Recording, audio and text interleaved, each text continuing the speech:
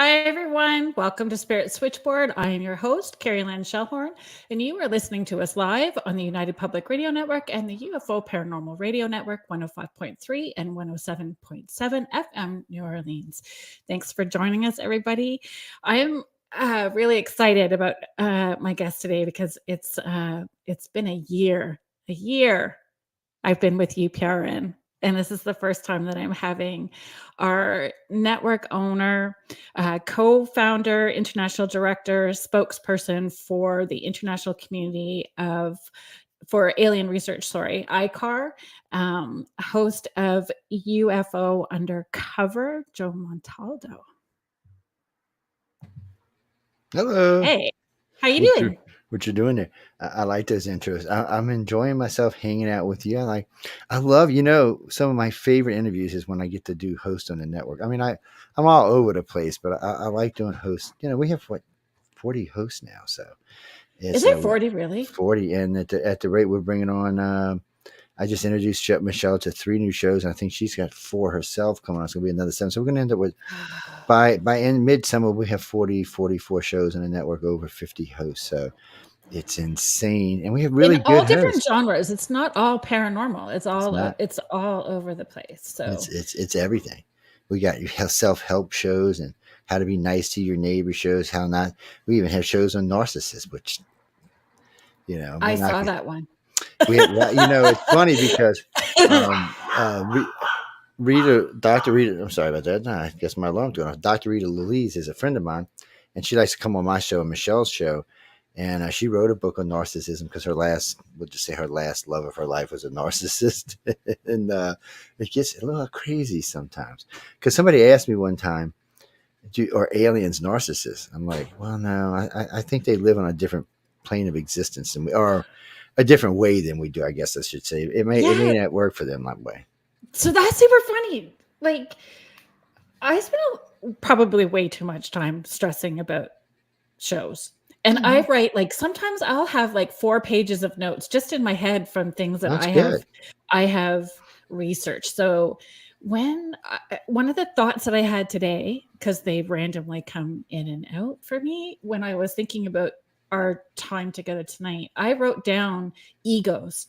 If we're talking about free will and egos, do they work from ego as well too? If we're talking about altered states of consciousness, and I just had all of those thoughts sort of going through my head, but I don't want you to necessarily the answer now, because that's how I run ADHD at the middle of the book, the end of the book. Now let's go back to the front. No, I'm bad about that. So don't feel, if you ever listen to the Grey Zone, one of the shows that Shell and I produce, it does about 3.5 million listeners. She always calls me Squirrel on the show every time. She said, "Stop, Squirrel," because I'll just go off on 5-minute rampage. The 2 of us for 2 hours is going to be bad. She's like, "All right, Squirrel, calm down." I'm like, "Michelle, you can't call me that. I'm the boss." And she don't get it. Yeah. And for those of us, for those of you who are joining us and you don't know who Michelle is, that makes me a little sad, but we're going to tell you now. It's Michelle DeRoche. So she is part of, with Amelia Pisano, The Outer Realm. She is a Canadian icon in the paranormal world. She is the Canadian Elvira is what she is. She is. And she is also boss of this network. Yes. So Deborah. Hi, Deb. Thanks for being here. Deborah, I was actually telling Joe about you before we started the show, so I'm glad that you're here chiming in. Hi, Jennifer. I'm glad that you can make it over. Denise, awesome. Thank you very much for being here. Joanne. I'm glad that I know that I sort of confused everybody when I went live on Facebook an hour ago, but it was really just to give you the heads up that sometimes StreamYard doesn't work so well on Facebook, that you could pop over onto YouTube and join in the chat that way as well too. I just didn't want anybody to miss the opportunity to be part of the conversation. I don't know. Facebook's been squirrely lately. See, we talk about squirrels again. It's been a little bit. I don't know what it is. We wrote to them, so hopefully they'll fix it. Julie, thank you for being here. And I'm sorry that you're like, well, I don't know if I'm sorry, but I'm glad maybe that you guys are joining on date night. I'm not sure what that says about Ooh, that, date but night. like, and if anybody is listening, like for everybody that is listening, Julie Krause, spiritual advisor, was one of my guests on the show. So if you head over to any of the archives through on SoundCloud or YouTube through the UFO Paranormal or through Carrie Lynn's Spirit Switchboard, you'll find those segments there. You know, I got several friends named Krause. That's weird. One of my best She's friends who from I've known for, Pennsylvania, right, Julie? oh, Jesus. So they were from New Jersey and Pennsylvania, and they all moved down to Louisiana. Don't ask me why. I have no idea why they left up there to come down here. It's nice and cool up there. It's steaming hot down here. Julie is a phenomenal medium and does a lot of investigations as well too. Well, you see, you should talk to us. We have lots of good mediums on the network, lots and lots of them. And matter of fact, just Sandra. recently, I put them all up against each other to see who the best was. See, I'm evil like that. I can't help myself sometimes. Was that on Julia's? Was that on her? No, actually, was that a panel? I thought we have done panels with them, but see, every now and then we'll do a panel for the network. So every once in a blue moon, I'll gather all the hosts together. It gets a little crazy sometimes, and we'll do different panels on about different things, but we'll bring everybody on a network and talk about different types of spiritual things, different types of alien things, different types of demon things. And so when you got them all, when you have 12 mediums with you, you might as well see what they can do. And so it's interesting to see who puts out the best or who's got the best connection. How do you judge what's the best? Like, because depending on what the questions are. That's right. Because I can ask questions for down here that I know the answers to. Like, do you know where Marie Laveau's grave is? I do. Oh, I love everything about Marie Laveau. And it's not in the city either. So I even give them a heads up because everybody always wants to say, "Oh, it's Cemetery 1." And Cemetery, no. I actually know her great grandson. I'm actually friend. So make this real quick. I met Alistair Crowley's great grandson about, oh God, too many years ago that I want to be honest about. And then he introduced me to Marie Laveau's great grandson. This is way back when I was practicing a different kind of magic. I mean, we're talking probably when you were just a baby, but it was a very interesting group to hang out with. That's all I can say. But he actually showed me where the grave is, and they own a house way back in the swamp, and they've owned the house since she was alive, and it's where she used to go do her stuff and put her spells together and get her different roots together, get her different herbs together. That's where she used to go. She couldn't do it in the city because if somebody caught her doing it in the city, she was liable to get hung or something. So that's where she used to go, and that's where her family buried her at. I know, huh? Isn't that interesting? Nobody knows that. Now y'all do, but most people don't know that. I love watching them go put the X's on the grave. Like, you dummies. God knows whose grave the X. It don't even say Marie Laveau on a grave either. I'm like, leave it alone. Actually, come down here to the haunted city. Probably the most haunted city in the country.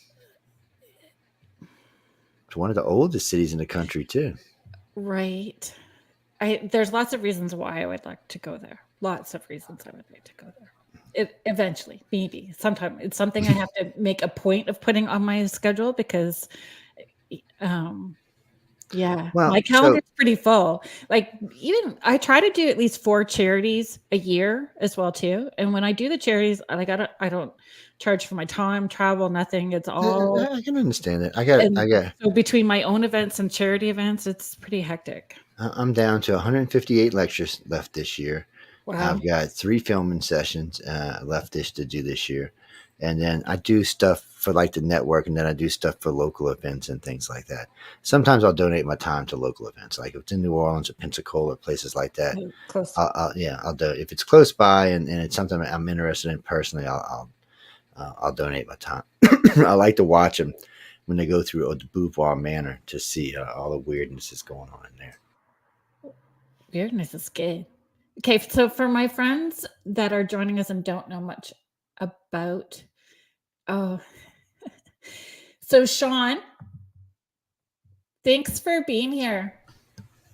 Sean is a host here with UPRN. He has a show on Sundays and Tuesdays. Yes, he'll be with me in just a couple of hours. Yes. tonight at 10, right? Yes, Or yes. He's bad, people. He's evil. into the night. He is not. He's one of the You got to. gentle, He's such a sweetie pie. gentle. He So is. He's a sweetie pie. when Deb was talking about muggles, it's non-magic folk. That's Those like people, 90% of the planet, but we're not. I'll be nice. I'll be nice. yeah, non-magic Well, it's folk. like when people tell me. So I got a question for you. So how do you think that everybody has psychic abilities, like empathic abilities and telepathic abilities and things like that? Because everybody always tells me this, and I always ask them why. Because I know a lot of people these days. Well, I feel everyone has it and then lose it. I think that it's like a muscle. You So use it or I'm gonna you tell lose you it. all the secret that anybody can do. We do this all the time. iCar started doing this 40 years ago. We'll go to a mall and we'll set up a sign. Would you like to be tested for psychic abilities? We'll just take a deck of cards, usually colored cards, because I like to use certain colors, and I'll put them on a thing.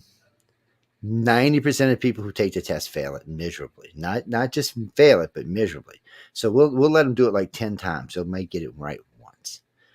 Even though they know the colors of the cards, they still might only get it. So, but someone who's gifted will sit down there. It doesn't matter. Green, yellow, yellow, green, yellow, green. And sometimes before I even get the card down, they say, oh no, Joe, Yeah. that one's going to be green, but it hits a thing. So those are gifted people and they have true gifts. So for us, we won't even consider someone says they've been taken if they're not at least empathic. It's a thing for the organization. So if you're not empathic or telepathic, we don't think you've been contacted because that's one of the things that they're adjusting and watching us. So we will, and that's one of the reasons we started testing, because everybody kept telling me, well, no, Joe, everybody has this ability. And I just couldn't find it. I mean, we have large groups of people that we work with, and I just couldn't find it. So I said, you know what, I'm going to just start testing. And it wasn't just me. I had several groups of our organization go out and do the same test in different locations in the country. Not, matter of fact, in England and other countries besides that. And we just weren't getting the results we thought we would get.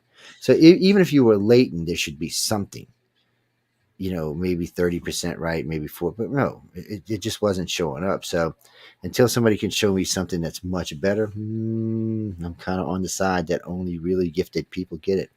And I would bet you money, it doesn't matter what field you're working in, paranormal, wherever you are, if you are telepathic or empathic, you've been taken. So that was a question that I had.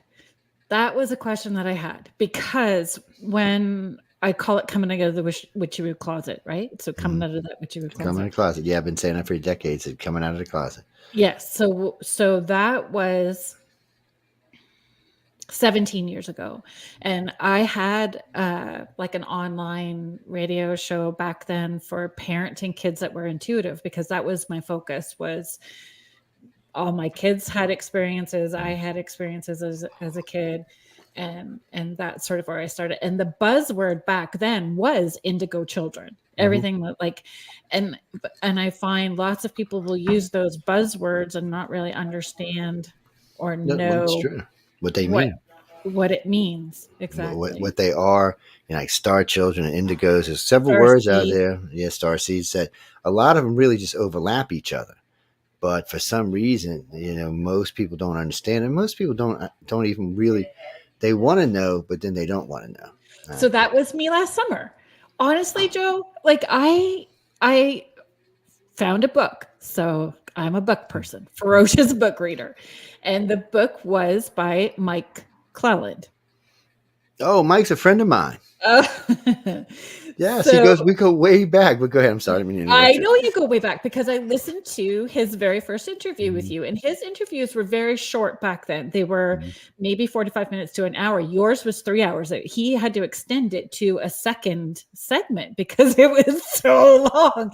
And so I had read the book, then I found that, and I was already on the network by last summer. I had started in April, and it was the first interview I'd ever listened. Don't get mad at me and keep me on. No. It was like the very first interview that I had listened to you. But through the book and then listening to the things that you were saying, I had an existential crisis. And I'm texting my siblings going, do you remember this about this? Do you remember about this? And in this last year, and some of it I don't want to talk about yet because I'm just not ready to, and family members aren't ready either.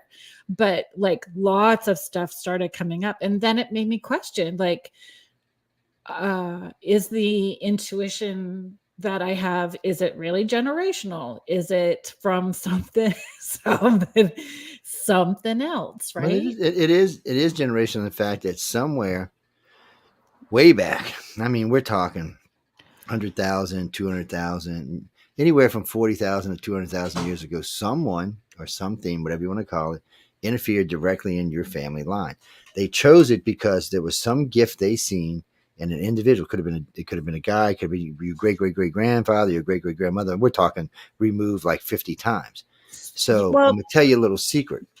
The gray, if it was a gray, that gray has been following your family line ever since then. Same gray.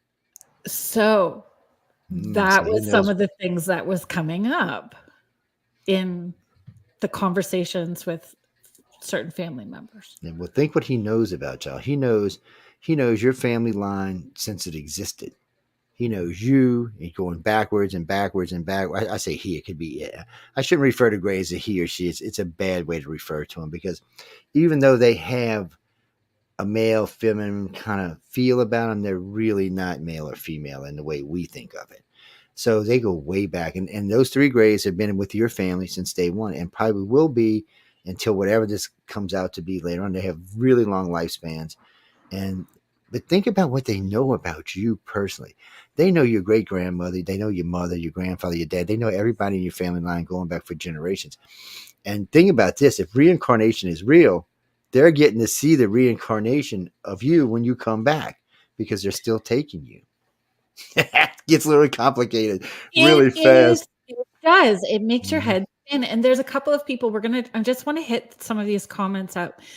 So Jennifer Frost Casista is saying, when I was a kid, I saw aliens walking in my hallway at night. I was wide awake and paralyzed, tried to scream and I couldn't. It terrified me. And I mean, I know Jennifer personally, so I know her intuition is through the roof as well too. Julie is also coming back on and saying, I've had many experiences with them as a kid that were wild. So again, that whole thing about having these experiences as a child, and I mean, I tucked mine way back because I don't know why, but I did. Well, no, it's so for some people, it's a good thing to fold them under and Oh, because you have to still live with life. So one of the things we teach is one is how to use your abilities to improve your life. In other words, I have a general contracting company. So way back when I realized I had this gift, it made my life much easier because when I'm talking to a customer now, I can go, well, you know what? I think I can get another 5, 10, 50, $80,000 out this guy because he's not even barking. I can feel and sense it. And when I'm going up in price, I'm not getting any sense. But in the same aspect, I can get like some of my customers are really tight asses, excuse my language. And you could sense it. Oh, well, you might as well just quit here. You're not getting any money. But it really yeah. helps. But it helps more when I'm doing. So when we're doing regression work or when we're doing investigation work more, it comes in really, really handy when I'm talking with somebody. Because so like you, I would put you on the couch with one of your friends because we have a rule. We have a couple of rules actually. First rule is if we do any kind of hypnosis work with you or any kind of work like that, you have to bring somebody with you trust implicitly. We always have someone with us, and everything is videotaped. Matter of fact, we even give you a recorder to put on your chest so that's your recorder. Wherever you go, that recorder is with you. As long as you're with us, it's with you, and you take that home with you.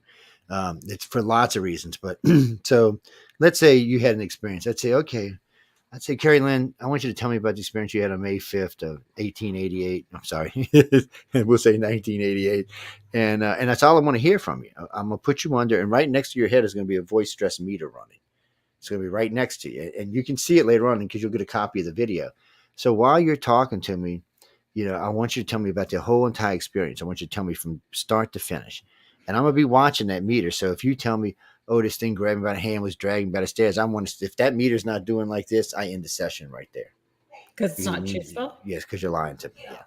Because there's nobody who's going to be taken by anything. Even good contact makes the meter stress because it's still an alien. And your body's still going, it's hard to identify. So what happens after all that's done, I'll make you tell me from the back to front, and then we stop.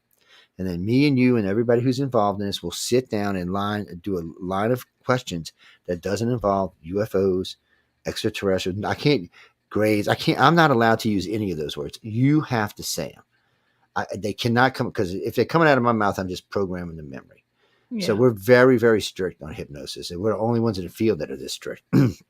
So when it's done, whatever comes out of it is pure, it's clean. And when you're listening to it, you're going to be going, okay, because as I'm taking you down the stairs to different levels and letting you open different pictures that shows you what's going on in your life, it allows you to, one, get a better grasp of it. Two, when you listen to it later on, you're like, wow, okay, I can understand how that happened now. It's cleaner. You're not hearing Joe say, oh, well, there wasn't them 3 grays dragging down the street. You don't want to ever hear that from a hypnosis person. Never. You don't ever hear that. All you want to hear is, Carrie Lynn, can you describe the beings that were with you, or the people? I don't even usually say beings. I usually say people, and then you'll describe them. You'll say, oh, they look like they were 3 foot tall, and they were this color or that color. They look like this, or they look like that, because that's what I want. And after all of that's done, we will stop yet again and formulate another line of questioning. So just for that one experience, we'll go through this 3 times. So a good friend of mine flew in from Paris. We spent 10 days together, over 60 hours of hypnosis work. She knew from all the way back from when she was 3 years old all the way till she was 41. And it was insane, incredible how much information came out of that. Because 98% of us will never ever know we were taken. We just don't. So then for those families who have somebody who's opening that door back up, it can create a divide within a family structure for those who are just not wanting the door to be reopened. Yeah. Well, it's like my mom used to look at me sometimes and say, what are you talking about? I said, Mom, I've seen you have these weird events. I said, you know who's at the front door. You know who's on the telephone. You always know where I'm at. I said, that's a gift, Mom. Oh, okay, it's a gift. And my grandmother read tarot, and she knew there was something weird going on, but she never would get into it deep. My mom never wanted to know. It was too much for her to understand. She didn't want to know. But other members of my family did, because things would happen to them that they couldn't explain. In the old days, there was a lot of missing time. Well, today, missing time isn't really real anymore. Not like it used to be. Believe it or not, the aliens actually got smart and realized things like missing certain things we used to do to find out if it was a real case. They don't do anymore, because guess what? It's like cover memories or looped memories. Today they don't use cover memories. They use loop memories. Say like you drive every day. You got a habit. It might be vacuuming. It might be driving. It might be going to get a pizza. It could be anything. Something you do on a regular basis that you never think about.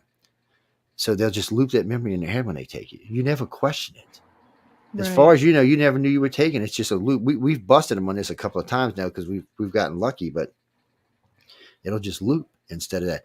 And we spent a decade with these cover memories, and we found out that one day. Well, okay, you know how people say, "Oh, I saw a deer," or "I saw a owl," or "I saw something like that." So people always thought that was cover memories, but that's not. That's trigger memories.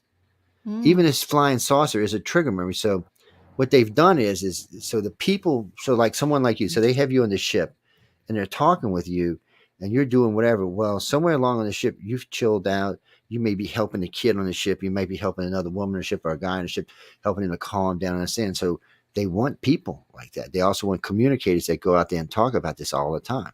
So those kind of people, they leave trigger memories. And the trigger memory is simply something to let you know it happened to you. So that's interesting. I'm going to read Sandra's comment first. I just want to acknowledge it. And then I'm going to tell you what that means to me, what you just shared. So Sandra Sharp is just sharing, is there someone there with you? Can you describe who's with you? And she's saying, I'm a hypnotist too. So how she would phrase those questions. And Sandra's also extremely intuitive. Jennifer is sharing again. My grandma read tea leaves. I used to love doing that with her. I think I was the only one of my siblings that she did it with. I know my son has my gift too. My great grandfather read tea leaves and witched for wells and all that kind of stuff. Teresa Chalmers is just showing us, I swear I've seen them near the Strathroy area in broad daylight, which is you can see them in broad daylight, in Ontario as well too. So 2 things with that. When that first when the first weird experience with a deer happened for me, which I've had the owl experiences as well too, which is what triggered everything with my siblings, those conversations that I had. But the deer memory, it was a weird experience that I had, like very weird experience that I had. And at the time, it didn't feel scary weird. It felt, but I was kind of on that spiritual journey Mm-hmm. already. And I was already kind of talking about it and doing sessions and being asked to talk and stuff like that. And I thought it was my spirit guide. So I just went, well, that was pretty weird. It was comforting. It was comforting. It didn't feel scary, but now I see it in a whole different light than what I did 15 years ago. Well, it's freaky and little secret. Not all spirit guides are spirit guides. Some of them are extraterrestrials. Oh, I know that too. Because I had a different experience that way too. Yes. Well, people get mad at me because when I say that, though. People get really mad at me, and I'm like, guys, no, I I'm not the agree with one you. doing it. I can't help it that they I agree with you. bamboozle us every once in a while. I mean, that's what they do. Especially with kiddos with disabilities, or because or that, I mean, from my perspective and my experience, that's where I can speak from, right? And that's when that intervention came, that was interdimensional for sure. When we were talking about when I was needing support with my kiddo that's in the autism spectrum. I it was very clear that it was coming from not necessarily a spirit guide that I would see as an ascended master. It was definitely an interdimensional being. Well, children, I shouldn't say that. So, children pick up on this easily. So, if I had $1 for every child, we actually have special people in the organization that deal with children. So, if I had $1 for every child that told me, "Oh, my bug-eyed gray friends," or my and they don't call them gray, but we're not going to get into that right now. But or my reptilian friend or my human friend, they consider them friends. They're not scared of them. No fear starts with extraterrestrials till puberty, and it only lasts from puberty to about age 28, because that's when, for some reason, whatever they need to do in there may not be conducive to humans in the way we think we should be treated. It's the same way we treat animals, so we can't really bitch. But Yeah. people tell me, "Well, it's not fair." I said, "Well, we go out and tag animals all the time." I said, I said, and they just look at us. We're not as evolved in them, so they look at us differently than. It's like when Monsignor Balducci told me that they were closer to God than we were. I was like, "Wait, what?" That took me back like 10 steps. I was like, "Wait, what?" And because I thought because I had somebody translating, Piola Harris was translating for me. And I said, "Did you translate that wrong?" She said, "No, I did not. That's what he said." And he said that he's a Monsignor way up in the Catholic Church. I think he was like 70 at the time, or close to 70.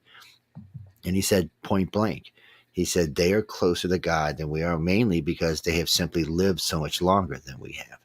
And it made a little sense to me. I didn't actually like the answer, but it did make sense to me. Um, So you don't always get what you want, though. I'm sorry. so that goes back to consciousness again, does it not? Like Mm-hmm. those different levels of consciousness, and like And they treat us so. For them, they look at us differently. So the reptilians look at us like not really well evolved children, kind of kind of retarded children that need to be taken by the hand. that's not a good word, but Yeah, well, no, it is a it's bad an word. It's a outdated bad word. word. Well, no, it is an outdated word, and it's a bad word to use, but it's a hard word to squeeze in there. The human aliens are different. They kind of look at us more like trash cousins, and they only like a very handful of us. Most of us they do not like. They just think that, yes, we're going to evolve one day into something special because we have all three of their DNA now. But still, right now, no, not so much. And the Greys, who do 65% of all abductions now, and they didn't do it in the past, but they do now. They just kind of look at us like, look, we we we we know you're going to be better. We can see it and sense it in the future. You're going to be this really good race, but right now, not so much. So why don't you pay attention to what you're telling you so you can speed it up? And but we're hard headed. Humans are just hard headed, and we're a little bit That's the scared ego too. part. Yeah, that is the ego part. But don't think they don't have egos. The Greys, you That's can, what I want to know. so the Do Greys, they have? Do yes, they? they do. They have egos. So the Greys will laugh at you. People, oh, they don't have a yo. Yeah, they do. You do something stupid or goofy, they will laugh. And we've had contactees say as much as Belia. The reptilians and humans, much more so. They are. So when it comes down to us, we are probably out of the three races that come here, we're probably the closest to the reptilians. And the way we act, the way we behave, the way we handle our families. They're very family orientated. They're very God orientated. So, and they do believe in some of the things that we believe in. And they think that humans one day will be the superior race in the universe, except for maybe light beings. Because somewhere along the line, the humans started abducting us first. The Greys started abducting, I mean, the reptilians came in and basically just interjected their DNA. And we can talk about that in a little while. And then sometime later on, much later on, the Greys came because I guess the Galactic Council decided, ooh, there's going to be a war on Earth between the reptilians and the humans, so we're going to send the Galactic Policemen, which are the Greys. See, when I got involved in this, I always thought the Greys were the idiots. They worked for the reptilians and humans. I found out, oh, how wrong I was. And we are the only organization in history that will go back and change something because we had to. We one, Greys aren't gray. That's not the color of them. Two, they're very much more intelligent than the other two races, and their brains are so much more powerful that people will tell you when a reptilian walks into the room, even with a little 3-foot gray, he will bow his head as he walks by the gray because he's scared of him because the gray will mess him up. So it's one of those things that we didn't know all of that in the beginning. That's all stuff we had to learn down the loop. So that was. There's 65,000. Is that correct? How many cases have you? Okay, so right now, currently, we have 124, is it 124, 144,000 cases on file. And And is the, that where, like, when you're learning about species, because that was one of the questions, like when you're identifying species, is a lot of oral stories and recollections that are accumulated yes, from yes, doing investigations. yes. And So first off, you have to have X amount of, so like the tall whites, Charles Hall's tall whites is a perfect example. When this came out, he was the only one that talked about it. So I Mhm. personally believed that he believed everything he was telling me. I just wasn't sure that this was real because there was just no evidence. There was nothing but what he said. Now, later on, we had some state troopers come forward. We had some limousine drivers come forward. In the end, we ended up with about 30 witnesses and really good witnesses, people who could lose their careers. So we understood that, yes, this is a race, but this isn't a race evolved with what's going on. These guys are here. They cut some kind of deal with us. We're like a parking lot for them. So they park out at Area 53. They swap us a little technology to be able to use that area and stay under our protected wing. And they go and come, whatever they're doing. And even the military don't know what they're doing. They just go and come, go and come. They're not a threat to us, and they don't want to be a threat to us. But they're not, and they're not near as advanced as the reptilians, humans, or Greys. They're just a race. They're probably because people don't realize it, but Earth is way out on a spiral arm, so we're a good place to jump from place to place. So if you're here, you can jump to the next arm. It's just a jump. It's not like you got to fly halfway through the our galaxy to get somewhere. And our galaxy has now been upgraded to 160,000 light years across. So and if you wanted to jump to Andromeda, which is I think 1.2 billion years away now, it's a good place to jump from. We don't have the technology to get there, but these other races do. So they jumping in between and moving around our solar system and moving around our galaxy in a much different way that we can even conceive at the moment. which is why we have to talk about, like, raising your consciousness and understanding, going from, like, And it's it's a good thing to traversing do. space and It time. is. Well, if you can put your so how can I explain this? So with the Greys especially. So when they take you, they act like I hate to say it like this, but they act like proud parents. When you reach their mind with some kind of telepathy, they're like, "Oh yeah, look at this. Look at mine's. Yours is screwy, but mine's working." It's really weird. It's really weird. So I'm gonna tell you a little secret that we don't talk about much. So the organization cheats a little bit. We have so many contactees. So if we get something that we need, if we get it like a piece of evidence that we just can't figure out, so we'll find 50 of our contactees, usually the ones that are very gifted, that have a size scale of over 8, and we'll give them a question. Now they don't know each other. None of them know each other, and nobody knows what the question is. So we just give them the question, and we tell them repeat it, repeat it, repeat it, repeat it, repeat it, repeat it, repeat it. Because whenever the gray or whatever alien this is takes them, it's automatic. You're going to beam it in their head automatically. Well, the grays think it's cute unless it's a question you shouldn't ask, and they get pissed. And there are, ladies and gentlemen, there are consequences for this sometimes.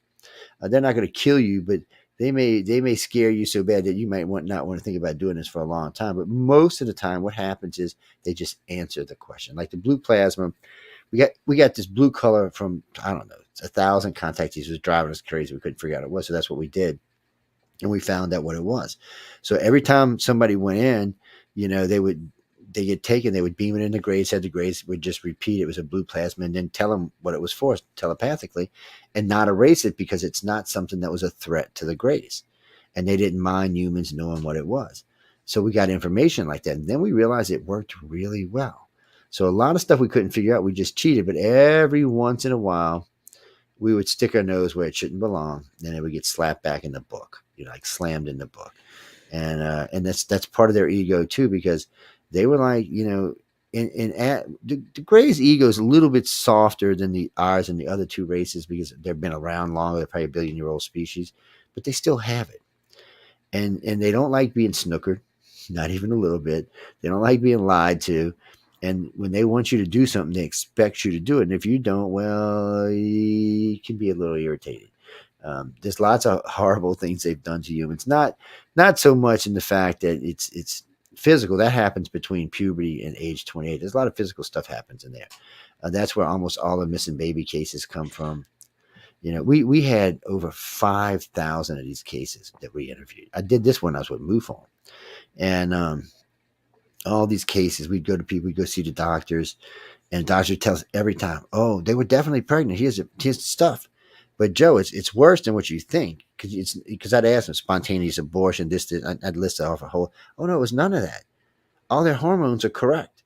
So they were pregnant yesterday. They came back today, and not only were they not pregnant, but everything in the body was balanced just where it's supposed to be. Because usually when a woman loses a baby, it takes a little while for all the hormones to pop back into place. Oh no, that's not what this was going on. It was instantaneous. So we were like, well, what the hell? And then we realized what it was. Rachel's eyes, I can't remember her name, helped me understand this. She had a child. The book is out there, Rachel's Eyes, by the way. She had a child that was a hybrid. The government knew she was a hybrid. They used to bring, she was in college. They would bring her to special food because she couldn't eat our food. She looked considerably different than we did in the fact that she was taller, thinner, and she was more fragile, but she had ungodly telepathic abilities. She even had telekinesis, which humans don't possess yet. So the government kept a sharp eye on her, and they talked about her in the book quite a bit. And then one day in college, she just disappeared. More than likely, the aliens came and took her because. So these other children we're talking about in this, what it was is if you were a certain point, you couldn't stay here. They took you. So they couldn't carry it to term because whatever you were, whatever your abilities were, or whatever you were going to look like was not going to fit in on this planet. It was going to stand out. So that's why they took those children. They didn't take all the children. We're just talking about, 5 or 10,000 children. They took those because they were not going to be able to live on Earth. Either their abilities were too strong or the way they looked was too different, or maybe a combination of both. And in Rachel's eyes, she actually proved that because her child was definitely one of them. And it's well documented. It was documented in college.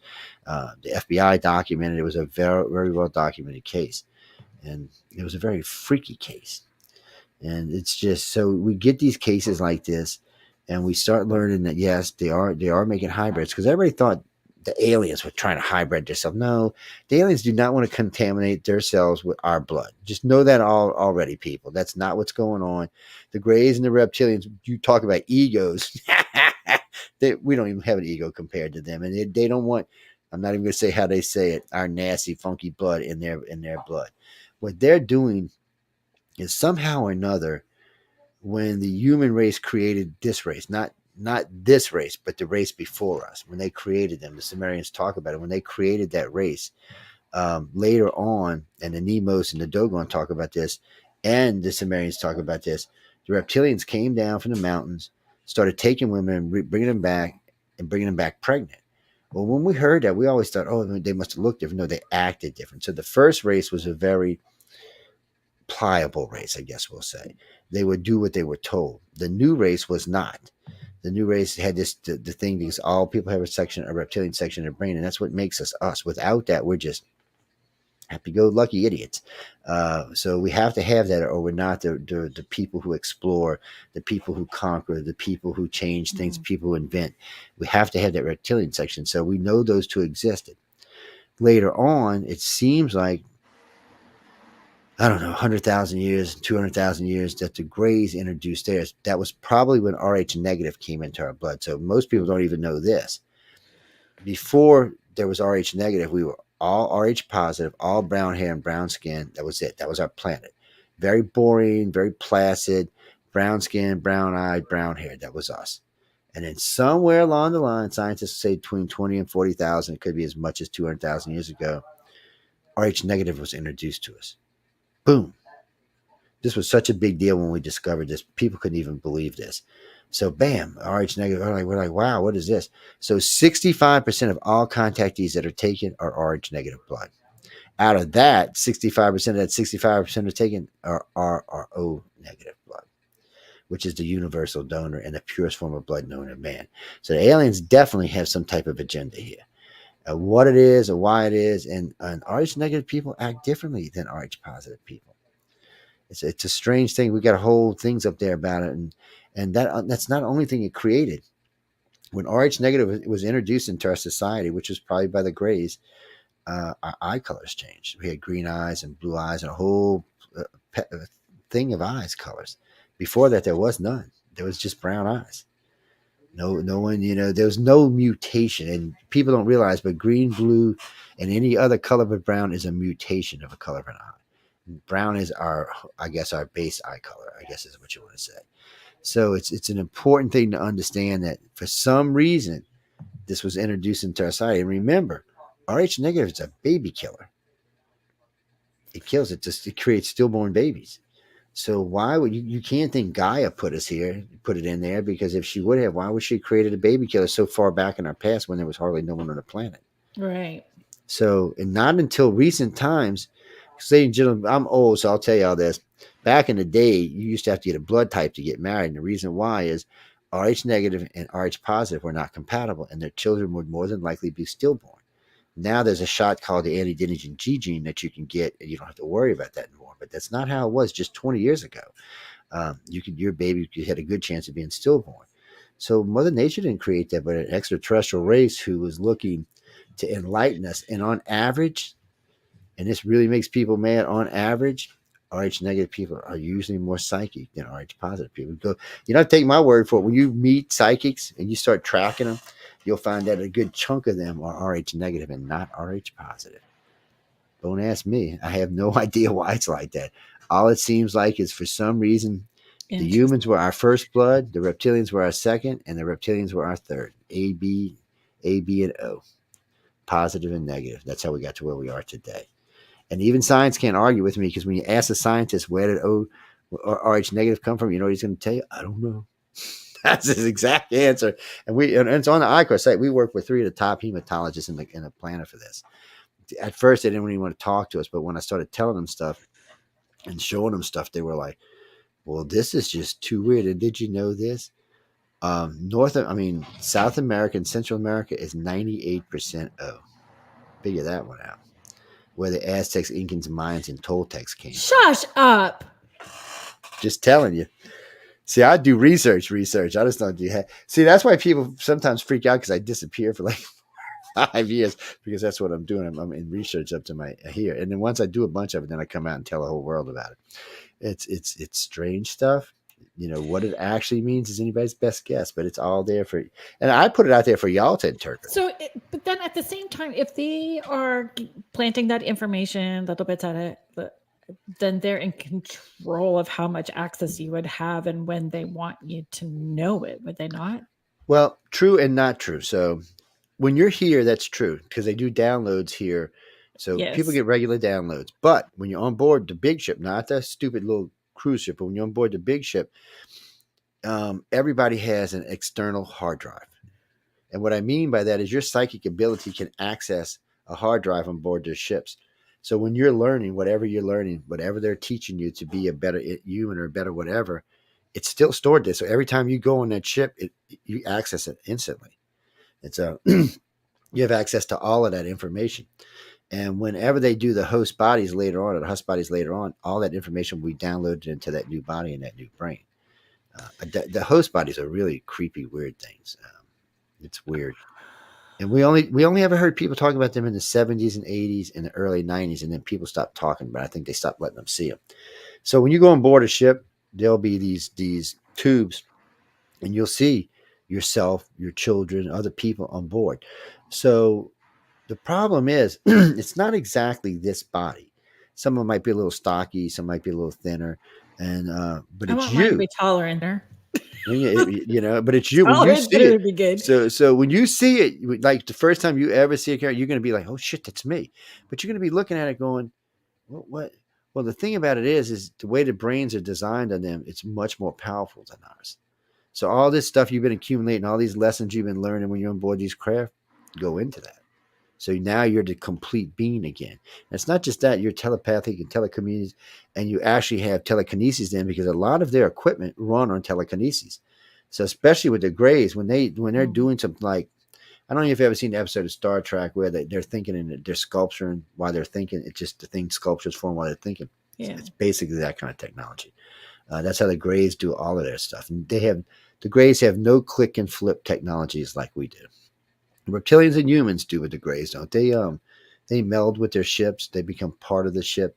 Anytime they need anything, they just think of it and it comes out of the wall. It's made as it goes along, and up to whatever it is they need. It's a technology that and their ships are alive. They're not. There's weird stuff, man. I mean, the more you get into Greys, the more you're like, holy, what the hell is this we done stumbled into? But you learn. And again, we all thought they were the dumb idiots in the beginning. So it's the whole thing. And so just the more that people come forward and share their stories, right? So Yes. you just have more of that information. Teresa, I see that comment. I'm just not sure where we were fitting that in. Sorry. We can go back there and I can ask it if you want. She said, sorry, that question just popped into my head and I don't know Whatever it is. why. She was asking about when we were talking about RH negative, O negative, O It's positive. interesting about Hitler because in the turn of the 1900th century, Germany was by far the most advanced country on the planet. It wasn't America. It wasn't anybody in Europe. So they were given a saucer. We know this now for a fact that the Germans were given a saucer because between 1911 and 1916, they were building saucers all over the place. They were building them like tanks, like boats, like planes. They were just trying to emulate what they had had. We also know now that the Roswell saucer we crashed and we got from the Germans at the end of World War II. We confiscated that thing and brought it home. We kept saying, "Oh, everybody wanted to make these big stories about."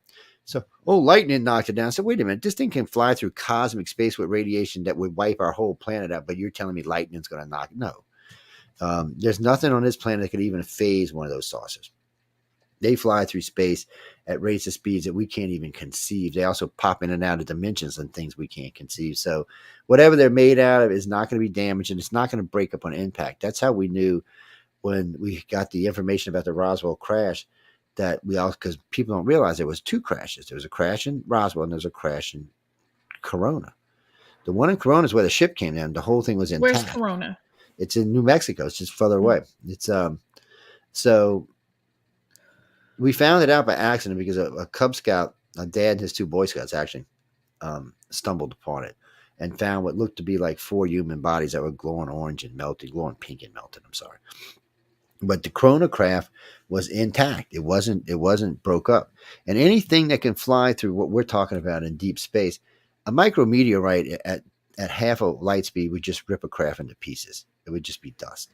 So these things have to be able to deflect these things and destroy these things. So anything that's is flying at those rates of speed that hits our planet, it's going to probably impact in one piece. But an spacecraft, an escape craft, or maybe a shuttle would not.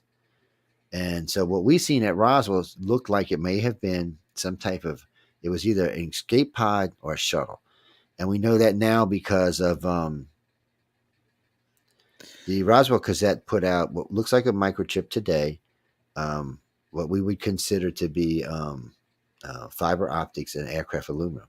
They're identical. When you look at those pictures from the cassette, they're identical to those three products today. So we're like, oh, so you know what, people? We may have not have supposed to have had the computer generation, the computer age.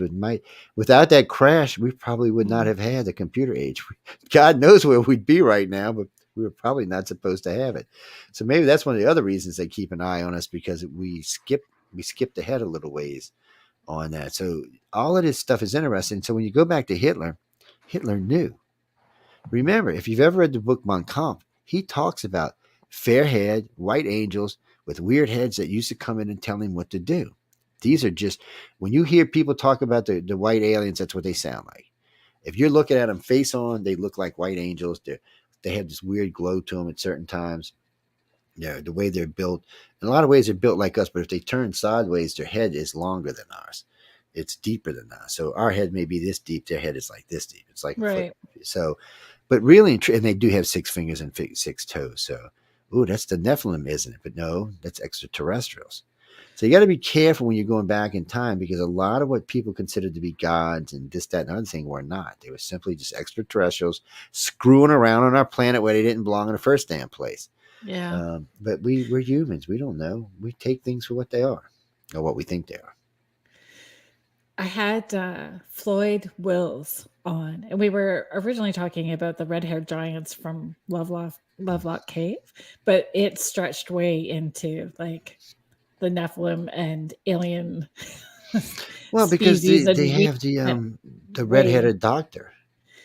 So I cannot, if I had $1 for every woman who told me about the big 8-round stirrup thing and the redheaded doctor, I could retire. So, and it's not just the Greys, it seems to be all 3 races. So we've heard this so many times, and most of the time these are in military bases, by the way. So they got this redheaded doctor. He's somewhere around 7 foot tall. That's what they usually describe him as. He's not human. And sometimes his hair is ginger, sometimes it's flaming red, but it's always some color red. And he's always in green scrubs, always. Some people, they say when he looks on his face, he's very beautiful, but he just has this just crazy red hair. And because they always have these women in these stirrups, and they're doing whatever they're doing, probably taking children or implanting children, and they just move around the cycle. I mean, it's weird how many women have told me about this guy. It's not just women. We've had actually men who were standing in the area or being held in areas nearby that had seen him as well. It's really a strange thing. You know, until 1990, the majority of men cases we got was like 5 a year. I mean, so it was kind of wondering, you're getting all these women being taken, but no men. And then we found out later on that probably 1/3 of everybody being taken are men. But it took a long time to find that out. I mean, we had to do a lot of work, and besides, men were chicken. They didn't want to come. The women were much braver than the men were because they didn't want to come forward. I was like, just come forward. Can we loop back around for those people who like just about indigo children and starseeds? Just yeah. Well, for me, all 3 are the same thing. So okay, thank you. So, and I get really in trouble for this, but they're basically the same thing. I mean, it has to do with who they are and what they are and how they're being treated. Well, a star child is someone who's more than likely parents, are abductees. It's the same thing for the indigos and all. These are children who have been on board the ships that have been taught certain lessons, but they are contactees. But they get these other names.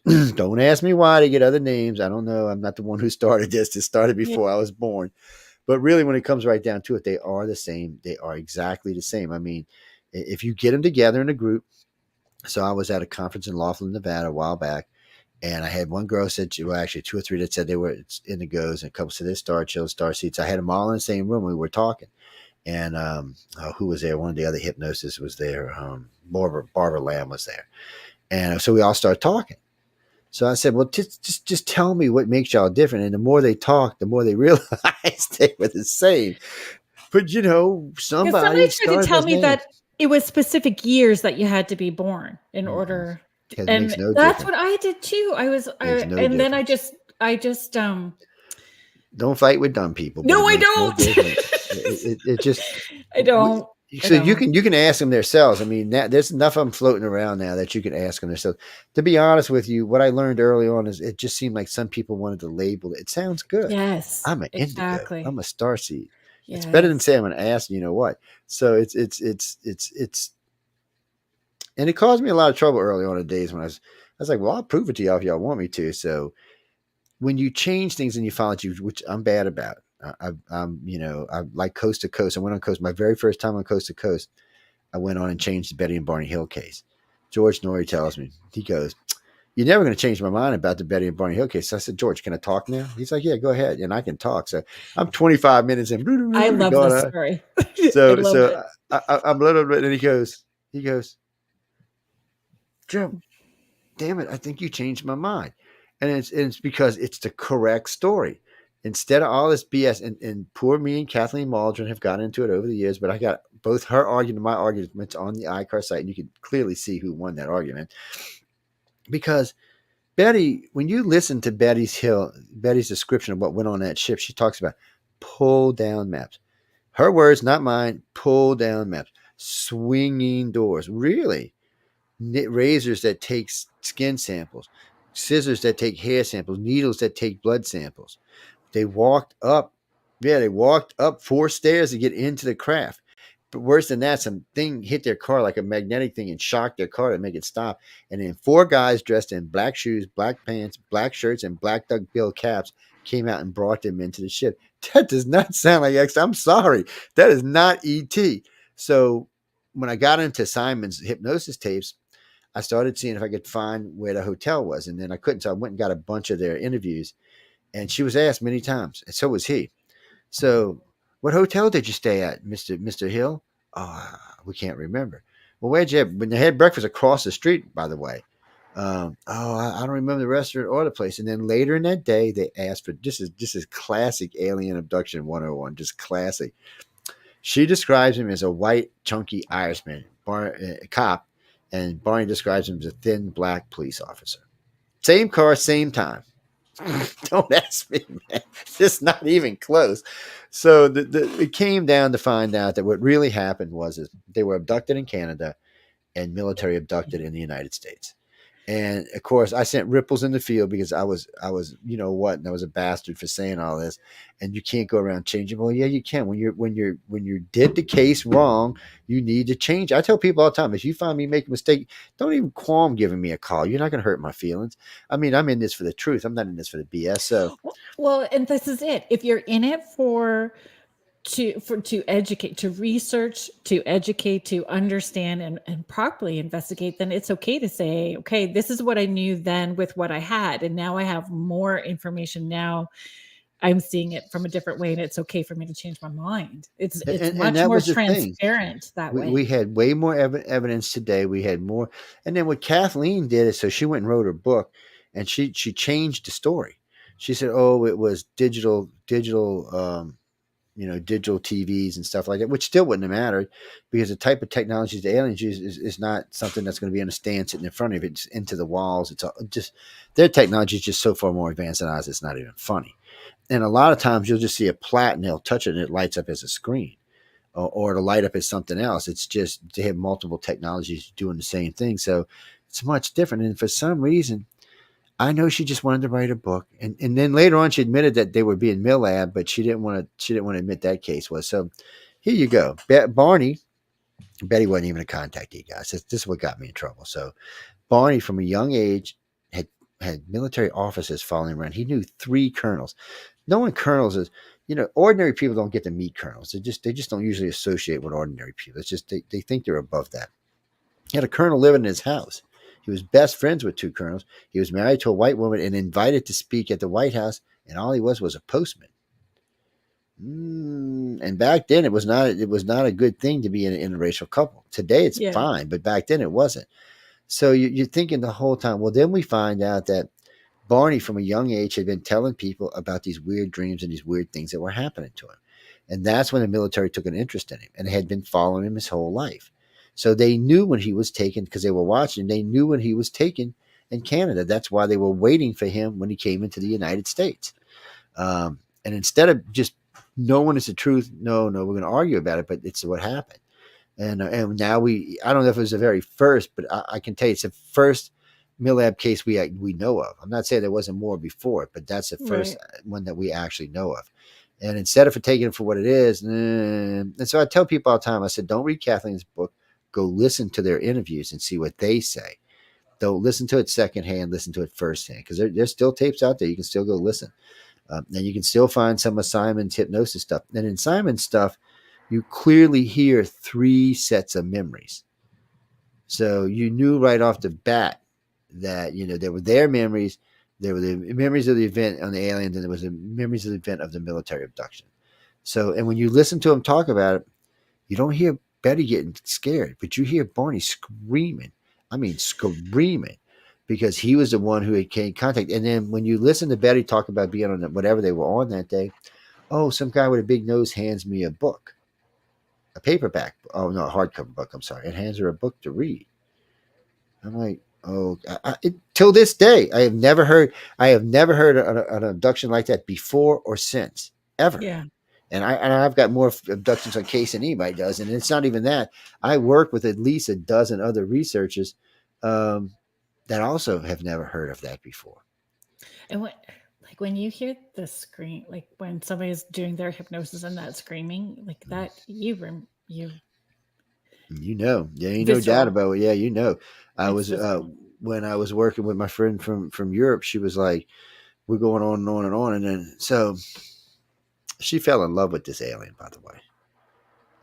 So it was a reptilian, and he had the ability. Reptilians have the ability, just like Greys, to make you. They don't physically transform their bodies, but they can make you think they do. So So I saw somebody that, and this was a long time ago, mm, 16, 16, 17 years ago, public speaking, doing a presentation, and I watched and I turned my head and looked back, and it was, I got up and left the room yeah, you because should. I went, and that was a reptilian. Whoever It this is. person is not a person. That's a reptilian. It was like I don't even know, glimmered. It shifted really quickly. Somehow or another they can offset. It doesn't matter what the distance is. It's for Mm. some reason when you look at them, that's what you see. So under the hypnosis, I said, I'm going to tell you what. Don't look at him. I said, what I want you to do, I want you to reach out and just rub your hand across his arm, touch his arm, tell me what you feel. I said, no, just don't think about what he looks like. Just reach out and rub your hand on his arm. And she's like, it feels cooler than my hand. I'm like, really? I said, well, if it's human, it should feel warm to the touch. I said, so what do you got there? I said, now just squeeze and tell me what you feel. And the more we did this and the more exercise we did, eventually um, she popped open her eyes and he was just standing in front of her. This guy was 8 foot tall, probably 700 pounds, easy, big, huge. And she still, even after she's seen him, she was still in love with him. Well, there's a feel. Like if you let go of that, it's a feel. It's energetic. There's something different to it than just Well, I a used to get look. these, yeah, well, because I used to get these rape cases when I first got in the field. I'm like, get Oh the hell dear. out of here. Do we I'm not like, have to be careful with that word too? Is that not a word that no, can that's get not a word we have to worry about. But us into but but we used to trouble? get a bunch of these cases like this, and I was always like, what? I said, aliens ain't flying 3,000 miles a day or 10,000 miles a day. I'm just not believing it. Later on, we found out that it was not quite that word. That was a bad word because it wasn't what's actually going on. It was something different going on. So reptilians, for lack of a better way of saying it, so if you're part of their tribe, because that's how they do it, they abduct inside of tribes in their family lines. So as an alpha male or female, their right is any male or female inside their tribe they can take. That's just part of what they're allowed to do, and it's just part of it. So what happens is when you start to realize what's actually going on, you find out that a lot of these people, because you have to be willing, you have to let it go. So I Mm. told people, I said, what you do is, I said, if that's what's really going on, I said, just put in your head. I said, don't physically fight because you're wasting your time. I said, put it in your mind and just scream in your mind. And it worked. They just stopped. I had at least a dozen cases where they said, "Oh, it just stopped," and it just didn't happen to females. This was male and female. And I mean, we had some really graphic things. I was like, "You got to be kidding me, man!" If So, my sister's but listening, she'll be mad at me. She's like, "Why did you have to start the alien stuff up?" no, She but I will mean, but when we die. voice stressed them, they passed. They weren't lying. Yeah. So it was freaky stuff. But now we actually understand much better what it actually was. So it wasn't that word particularly where we were just using. It was something different. It was more along the lines of they can have multiple partners, and as long as you weren't forcing it out, they figured okay, you were okay with it. That's why we taught them, to just yank it out of your head. And several men fell in love with them. I still Yeah. have cases today that we work that they're still in love with them, and I don't exactly know why, but I'm not a There's, psychologist, so there's a couple of questions don't be scared, people. I don't bite. Well, similar. So, Anita, thank you for joining us, Anita. She's asking a similar question as Julie, so I just want to make sure that I put them up. I'll put Julie's up next here. Julie is saying, could you explain the most popular signs and symptoms of being abducted from what you've seen from your well, clients? so we do this a little different. So we know there's abductees, contactees, keepers, communicators. So there's levels of this.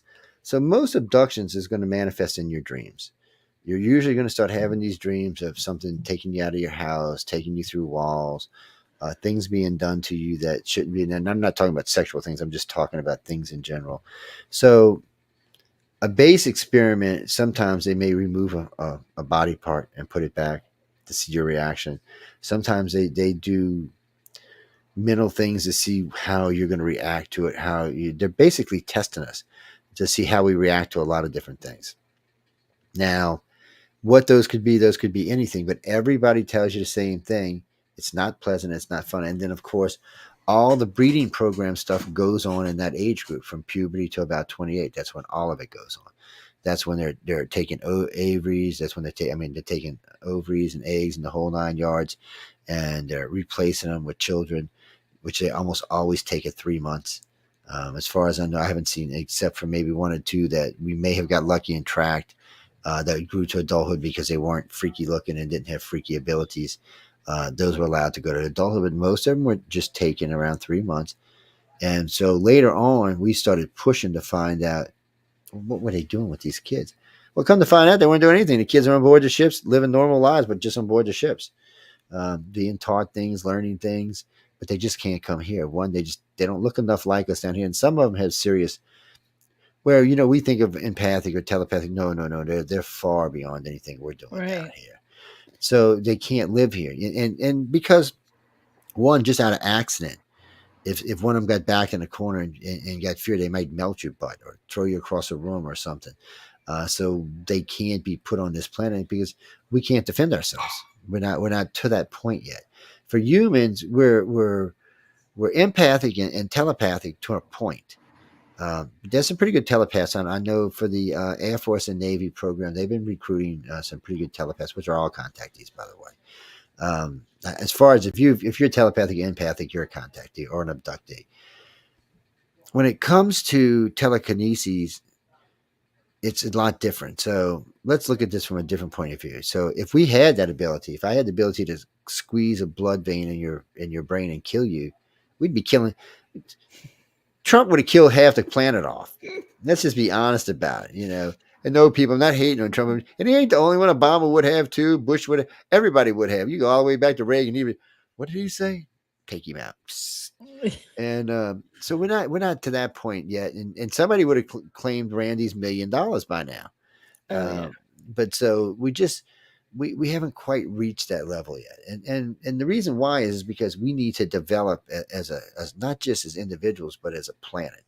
So think about telepathy on a grand scale of 8 billion people having it. Oh my God, they'll be fighting, cussing. You're walking down the street, somebody's looking at you when you're walking by. They might be thinking something good, People's something thoughts are naughty. really Yeah. loud. Yes. So you have to be careful with that. And one of the things we teach empaths is how to control that ability because, telepaths are a little bit easier because they've had time to develop it usually. Empaths, Empaths can either send or receive or both, but most of the time they're either a sender or a receiver. So this is an easy experiment. If you've got an empath around you in your life, take him to the mall or take him to where some people, a group of people standing around. Whatever mood they're in, if they're a sender, everybody in that room will be that mood. Everybody. It instantly, within like 5 minutes, everybody in the damn room will be in that mood. But also, you can watch one who's a receiver, and it or she might start going through a realm of emotions because they're experiencing all the emotions of the people in that room.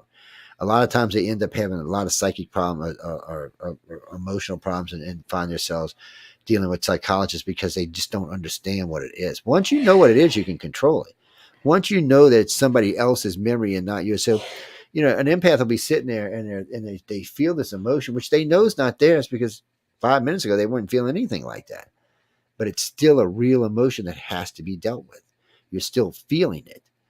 And you have to know how to control that or how to block it or how to send it back because you never know what the idiot sitting next to you is feeling. He That's might have right. just, That discernment, right? yes. Discerning where it's coming from.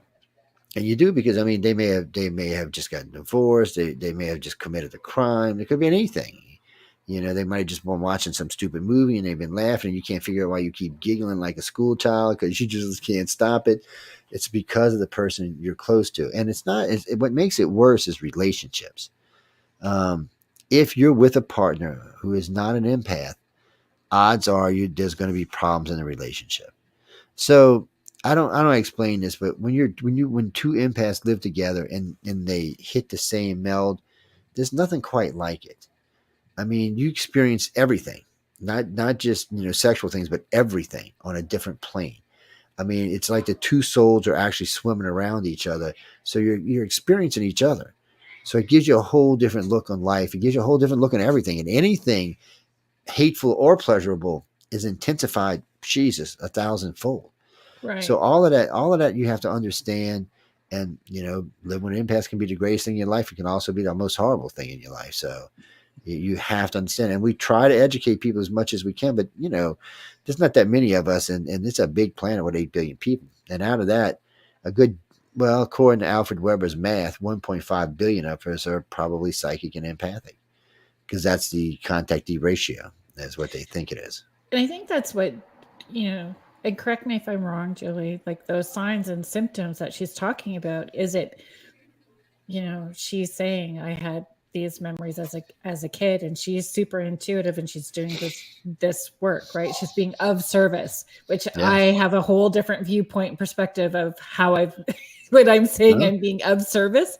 I totally have a different perspective now from what I did, 10 years ago from being Yeah, of service. because well, Like, how do you know? Are you saying like, can you be intuitive and empathic and not have been a contactee? no, because You that's so. So let's go backwards a little bit. Let's go back, say, 2 million years. So whatever went on then. Okay, they came here and they created us. And when the reptilians interbred with our species and created the species that's here today, um, those people that were in those groups are empathic and telepathic. So if you were to breed, let's say you bred outside of that group, well, we'll say you're a guy, you married this woman, she's not a contactee. When her children are born, they're going to take them because they're gifted. So you can't escape the loop. There's just no way out of the loop. so in remembering, um, like,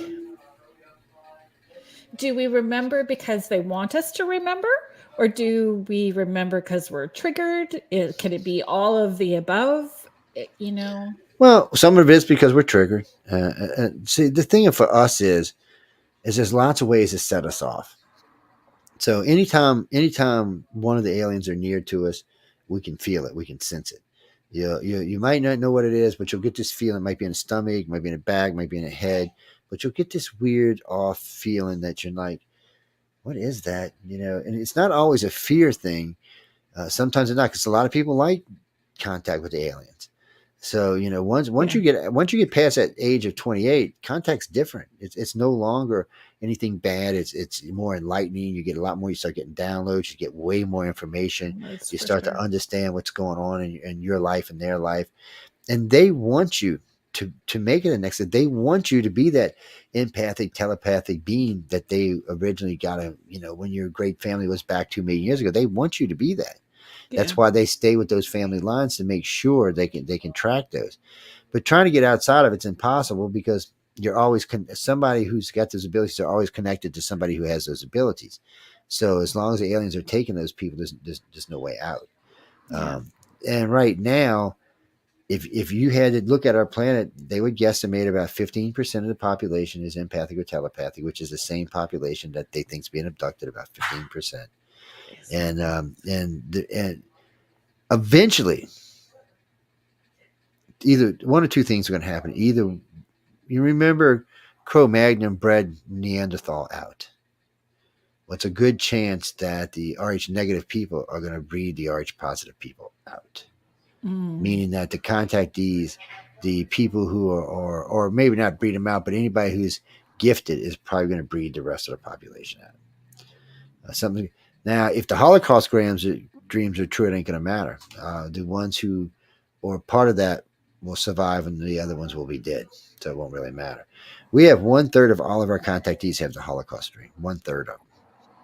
It's scary, horrific, nasty thing that somewhere along the line in our future, that something either comes here or releases here, and the contactees are naturally immune to whatever it is, and everybody else dies except for a handful, but everybody else dies. So that might be why they've been here since day one, because they know it's coming. Remember, they can't actually see the future, but they have their computers, and the way they think can give them an idea what the future might actually be. So they may not be 100% correct, but they can be really closer. Whereas we're still learning what things are about. It scares me sometimes, because I just wonder why us. Yeah. Why was it us? So sometimes when I ask that question, all I answer as I get back, well, it actually wasn't y'all. We came here to mine your planet, and we couldn't do it, so we created a slave race to mine the planet. And this freaking reptilians came in, and then bred and created a sentient race that made everything worse. And then the Greys came here to keep from starting a war. So it's not really wasn't really about us. We were just kind of an accident. Shh, don't go telling people. But it's all the way you want to look at it is how A it lot of goes. the great children are the best children, or came from accidents. But see, now we're here, and obviously they can't wipe us out. No. So people tell me, No, we need to use I this. get this all the time. I get well, they're here to wipe us out. I said, why'd they wait till there was 8 billion of us? Why didn't they do it when there was like 100,000 people on the planet? Yeah, Oh, they're here to enlighten us. I'm like, have you looked around at our planet lately? Who are they enlightening? I'm confused. This planet, and don't get me wrong, I think we need to be enlightened, but I don't think the aliens here to enlighten us. I don't think they're here for either one. And so people, oh, they're going to save us. They're like, really? I said, did they stop Hiroshima and Nagasaki? No. Did they stop 3 Mile Island? No. Did they stop Chernobyl? No. Did they stop Fukushima? No. Don't look like they're here to save us. And I don't think if we nuked each other, they're going to stop it. If we're stupid enough to light the planet up, I think they're just going to watch it as it goes by, and they'll come by and clean the planet up afterwards. And whatever contactees survive. But I don't think they're going to let anybody survive after that. It's just the contactees. Everybody else will probably get burned. It's they're here. We know they're here. We know they're doing things. We know they really want to see us become part of the galactic consciousness, but not now. So if you look at Africa or South America, and look what we've done to Africa and South America, because we're just ignorant. And think about what we would do if we got into deep space. And right now, we're not even a united planet. So, Russia would go to this planet, China would go to this planet, United States would go to this planet. No telling what kind of galactic mess we would cause. So I think for them, it's better for us to stay right here and to explore our solar system, go find that asteroid out there that's worth more money than our whole planet 500 times over, and just be here. I mean, Elon's going to be the emperor of Mars pretty soon. So what does it mean? There was a guy in 1953 actually wrote that. He wrote that a man named Elon would colonize Mars and become the self-imposed emperor of Mars. Really? Yes. I was like, well, I keep telling people all the time, don't get me wrong, I got a man crush on Elon, but I tell people all the time, he reminds me of the guy from Moonraker in the James Bond series. It just worries me, man. I can't help it. Yes. Okay, Well, before you, so okay. I haven't done like our station Trying to get ID. we're trying to get a question in when I'm talking is really hard work. Doing the station ID halfway through. We're more than halfway through. Oh, so you'll get in trouble with Michelle about that, I'm not gonna get me. in with Michelle, and I'm gonna blame you. Oh, she'll believe you. She'll go, was he squirreling again? I can hear her now. Okay, people, if you are just joining us, thank you for being here. Thank you to everybody that's chiming in the chat. If I've missed your question, I'm really sorry. Just be patient. I will try to get to it. You are joining us live listening to Spirit Switchboard here on the United Public Radio Network and the UFO Paranormal Radio Network, 105.3 and 107.7 FM in beautiful New Orleans. And the guest today that I have on is our network owner and Joe Montaldo. So thanks. Yeah. Lauren, to answer your question, I think we were really in legit in the beginning, come a little weird, freaky accident, but I do think now we're in training. I think they want us to become the next great galactic. It won't be for a long time because from what I understand about the Greys, they're like 1 billion years old, and the light beams are the ones that took them from whatever they were and made them today. And then the reptilians and humans are supposed to be 4, 5, 600 million years old. So knowing that, yes, I think they want us to be. I mean, when you listen to the reptilians or people who are part of the reptilians, they say they want us to be part of their species. They want us to be part of the Galactic Council, but just not right now because we ignorant. That's as nicely as I can say it. We ignorant. We got so much to learn, and we're nowhere near galactic. Even though NASA may have invented the Epstein drive today, I heard. It looks like we may be able to zip around our solar system a lot faster now. Um, I'm sorry, guys. If y'all don't know what the Epstein drive is, that's from what movie is a series is that from? Well, I can't remember now. Some not Netflix, some Prime series. It was a good series. I just can't remember. The Expanse. There you go. Oh. It's just a drive that allowed them to explore the solar system. So then NASA said they might have it there. Plus, Kepler 442 said might even be a better planet than Earth for life. How you like that one? It might even be more conducive than our own planet. So I'm gonna tell y'all little people a secret. I know y'all. How many of y'all know who Gaia is? Do y'all talk to Gaia? So Do they think they are? so do anybody talk to Gaia on planet Earth? The reason I'm asking is because you're probably offending somebody. So the human biological clock is set to 24 and 3 1/4 hours. The planet is set to 23 and 3/4 hours, but Mars is set to 24 1/4 hours. Also, the optimal body temperature for us to live was optimal on Mars 55 million years ago. It's never been on Earth. So figure that one out. Oh, we're actually native to this planet. Ooh, it don't look so. So when you're praying a guy here, you might be offended when you should be praying a guy on Mars. It's one of them weird things. When I learned about that, I was like, what? I said, y'all are on crack, people. Come on. But it is true. So it is kind of weird to think about those kind of things. I heard a phrase artificially created grays. What does that mean? Is it a real thing? Well, so they have what would you call them? What did they used to call them back in the day? They're half gray, half robot. They're not automatons, not androids. Damn, there's a word for them. But they're used so that the other grays can control them. So grays always come in a pack of three. They're always in a three. So what they do is sometimes they need these other ones to help them out with stuff. So they can control them through their thoughts while they're doing whatever they're doing. They can also control them as well. But they do have some. No, they're not clones either. They're oh man, I don't know why I can't remember that word. And by the way, grays themselves aren't clones, but grays can.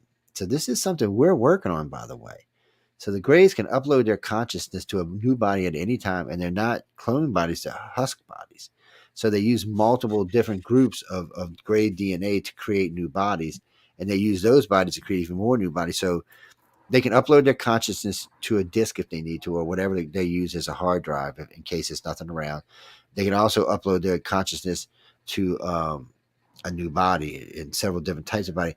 It's hard for them to upload their consciousness to us because we don't have enough space in our brains to hold them.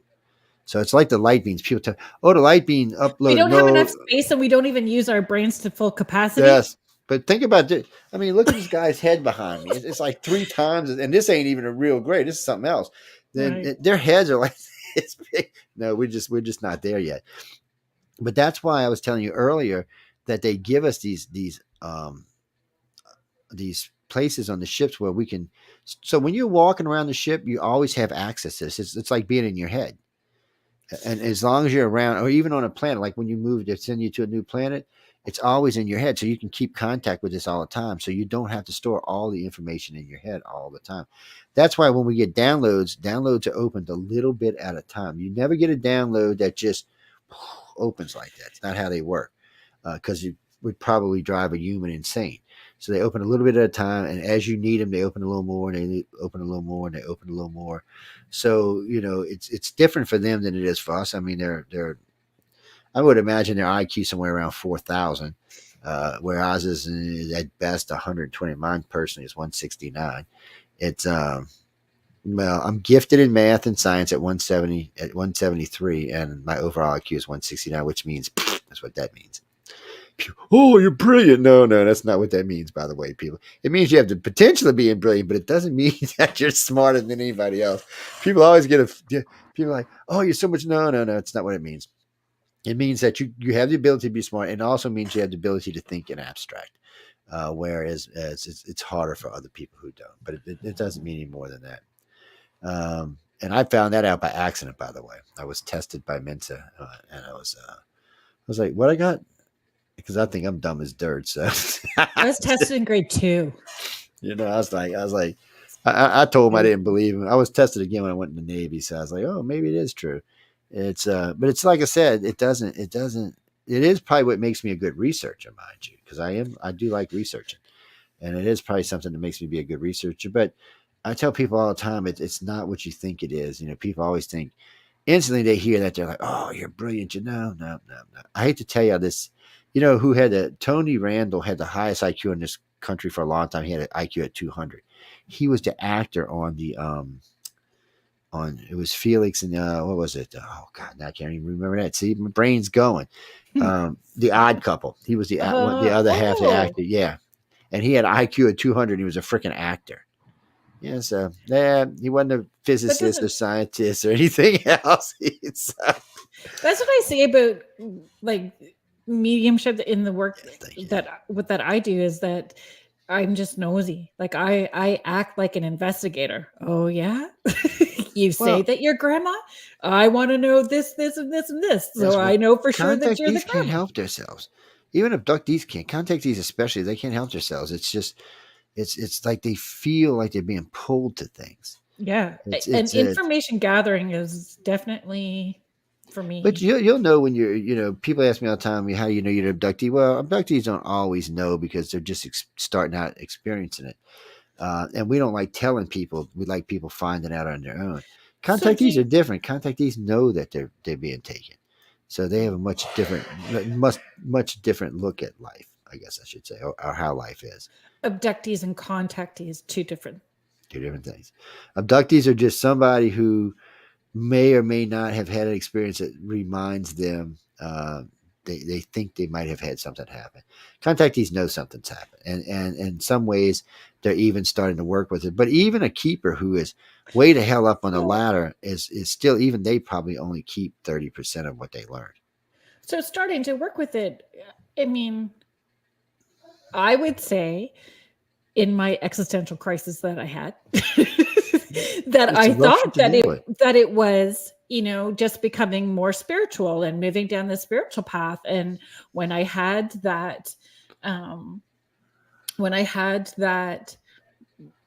flashback and all sorts of other things, then, not that it's still not spiritual, but my perspective of what spiritual is very different. Well, spiritual is it's a good thing. I like you use that word because people ask me all the time, are you religious? No, I'm not. I'm spiritual. And I'm spiritual in a lot of ways. And come to find out now that like the reptilians, they have a single religion. We know now. They've talked about it. Lots of contactees have talked about it. They have a serious religion at that. That really, and they also have a caste system in the fact that some of them have gills, some of them have wings. They're different. They're they're just broke up like that. They also they have the Drago star system, which is not their home system, but it is one of the systems. We're pretty sure they won Earth back 65 million years ago, and probably some still live on the ground today. But even this isn't their home system. They've been around long 500 million years, a long time, so they've probably colonized quite a few areas. I know they said the light beams, when light beams came from a different galaxy, they're not native to our galaxy. It may have been one of the ones that we're eating. Like right now, we're eating the Sagittarius galaxy has been eaten by ours. Actually, we're eating 4 of them right now. So it could have came from any one of those, or they might have just jumped over here from a dead galaxy. But first off, people tell me all the time, "Oh, I got one in me." No. They would melt you. That we're nowhere near. Even the Greys couldn't hold, but maybe a little piece of one. They're just so far ahead of us in everything right now. I mean, when you think of a god, that's what they are. I mean, they can travel through space with space and time with no ships or anything. They can create and destroy by thought. They can build mountains, planets. They're just, I guess they're the Q is what, or even better. Yeah. But that's who they are. And then there's all the other races. There is a big planet. I mean, I've had many contactees tell me about the colony world where everybody meets. It's a water world with a city that's probably the size of Earth that just floats around on top of it. Each section is dedicated to a particular race. They even have the water world, so when there's a meeting going on, it's interesting. I heard somebody describe this to me, and then later on, I had seen a movie in Star Wars where they had this big dome thing where everybody would sounded just like it, but at the top they have different sections with different fluids in it where different animals live that are they're sentient. It's like the dolphins. People always tell me, well, dolphins are stupid animals. Well, really? Well, they have a bigger brain than humans do, and they have 2 additional senses that we don't have. Plus, they inhabit 3/4 of the planet where we only inhabit a quarter. I would kind of wonder who's actually the stupid one here, but we're going to leave that alone. Yeah. It's weird like that. But I mean, if you go by brain size, they've got to be quite a bit smarter than we are. Diane, I'm sorry that I confused anybody. I went live on Facebook about an hour before Spirit Switchboard went live, just to let you know that we were going live, who my guest was going to be, and that if there was any troubles on Facebook watching the show, where you could find us to flip over onto YouTube. So thanks for joining us over here. So this is only going to probably be good for the Roku people. I'm going to give this book away while I'm on Carrie Lynn's show. This is from a friend of ours, Non-Humans. He is he's part of the movie. Gary Haslam is part of the movie Cable Green. He's one of the ones involved. This is not particularly about left. This is about partly about Larry Warren, but mainly about what happened in Britain those 3 days when they were flying over the Air Force Base out there. West at Eastgate is one of the books, which a friend of mine, Peter Robin, wrote. But this is book. I'm giving this one away, but you have to tell me what's unique about this alien skull behind me. There's something that's unique about it. And if you're not going to be able to see it unless you're on Roku, because you're going to need to be able to zoom in. But if you can zoom in, I'll leave my email open. It's icar@cox.net. And we'll give it to the 20th person that says it, or whoever gets close. But there's something there that you can't see. Can you see anything, Carrie Lynn? Oh, I can't zoom in, and I just realized that I didn't have your thing going too. That's okay. It's so y'all find me at iCarCox.net, and we'll give it away, and I'll let y'all know. I'll send it to her, let y'all know who won, and it's got a mouth right there. See? That's Bob, by the way. Y'all don't mess with Bob, okay? Bob will come to your house and mess you up, and yeah. So this was actually a replica. A friend of mine, he passed now. He was the guy who did the alien Star Child skull. So he had given me this. And so the first time I ever seen an alien Star Child skull, it was about this tall and about this wide. And it weighed nothing. It weighed nothing. So I got to read the DNA reports on it. The mother's DNA was human. The other DNA, they do not know what it was. They're not saying it was alien. They just don't know what because it could have been some freaky mutation down there in South America. But they don't know what it was. It's an interesting skull, to say the least. And then, of course, there's the address again? ICAR, ICAR at cox.net. I keep it as easy as I can because I hate long email addresses. They got the Naskins down there. Who see that's the other weird thing. Different places on this planet, we can tell where the aliens have been. So we thought when we heard about the Naskins originally, because they boarded their children to make their heads look like the aliens, we thought it was the Greys. And then I seen one of them. Oh, and it wasn't the Greys; it was the humans, because they were boarding them to flatten it out and make their head longer, not like this. So I was like, well, so this was the human aliens. So I guess all them big, massive drawings that you can only see from 10,000 feet up were for the human aliens. So you learn weird things, and then We talked the about that when Floyd was on too, yes, yes, it's about crazy stuff. And then of yes. course the Greys seem to be in, and then the Greys also had this. So you had two things with with the Egyptians. You had the Greys because there's actually hieroglyphs with the Greys in them, but you also had emperors with that same feature, long heads flattened on the sides. And a lot of people said it was that particular disease, but now that we know the aliens look like that, we don't know that that's what that was. It could have been interbreeding. It could have been one of the aliens. We just don't know because, of course, none of us were alive back then.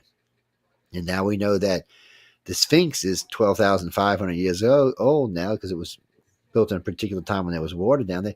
Did y'all know there are 7 monuments on this planet that point back to the date 12,500 years? So the only time that the 3 pyramids line up with Orion is at 12,500 years. The only time that Leo lines up with the Sphinx is at 12,500 years. The only time that Easter Island lines up with the Seven Sisters at 12,500 years. The only time Angkor Wat lines up with the Draco at 12,500 years. And there's 2 other ones. There's Stonehenge, and I forgot the other one. So they only line up with their constellations that who. So all this stuff was built way after 12,500 years, except for maybe the Sphinx. And how did we know this? Right. Who was teaching us how to learn precession and go backwards in time? It's bad enough the Egyptians learned precession on our planet to 2 degrees, which, by the way, it took us until modern time to do. But yet they managed to do it with, I don't even know what they managed to do it with. Yeah. There's things in our past that you have to wonder. There's really only one way that we could have got them is through an extraterrestrial contact, unless there was. Well, I say that. I guess it could have been someone communicating with the other side that had that knowledge, but But I again, when we're doubt it. talking about the other side, is it like the other side, or is it them and connecting telepathically So with them? so yeah, I would think you were connecting with the aliens most of the time, and not the other side, because a Yeah. consciousness level can only go so high. Friends of mine get mad at me about this all the time, but he said, "Oh no, Joe, you can share your consciousness and go like 3 plane, 10 planes." I'm like, really? Do you think whatever lives up there is going to share conscious with your dumbass? Excuse my language, really? I mean, So really? didn't I some mean, would wasn't you there want to share one consciousness with documented people? case of that, of somebody going into light body? Isn't that what we're talking about? Like shifting right out of Well, there's been cases. So there's been I don't know how to explain it. There's been cases where we as humans have had the ability to cross. So let's say you're gray. That sometimes we've had the ability to shift ourselves into the gray. So now they don't leave it go for long because it aggravates them, and they kick us out. But and by the way, they act like proud parents when you do this. yeah, yeah. I mean, they're all like, woo, woo, woo, woo, look at what my human did. All right.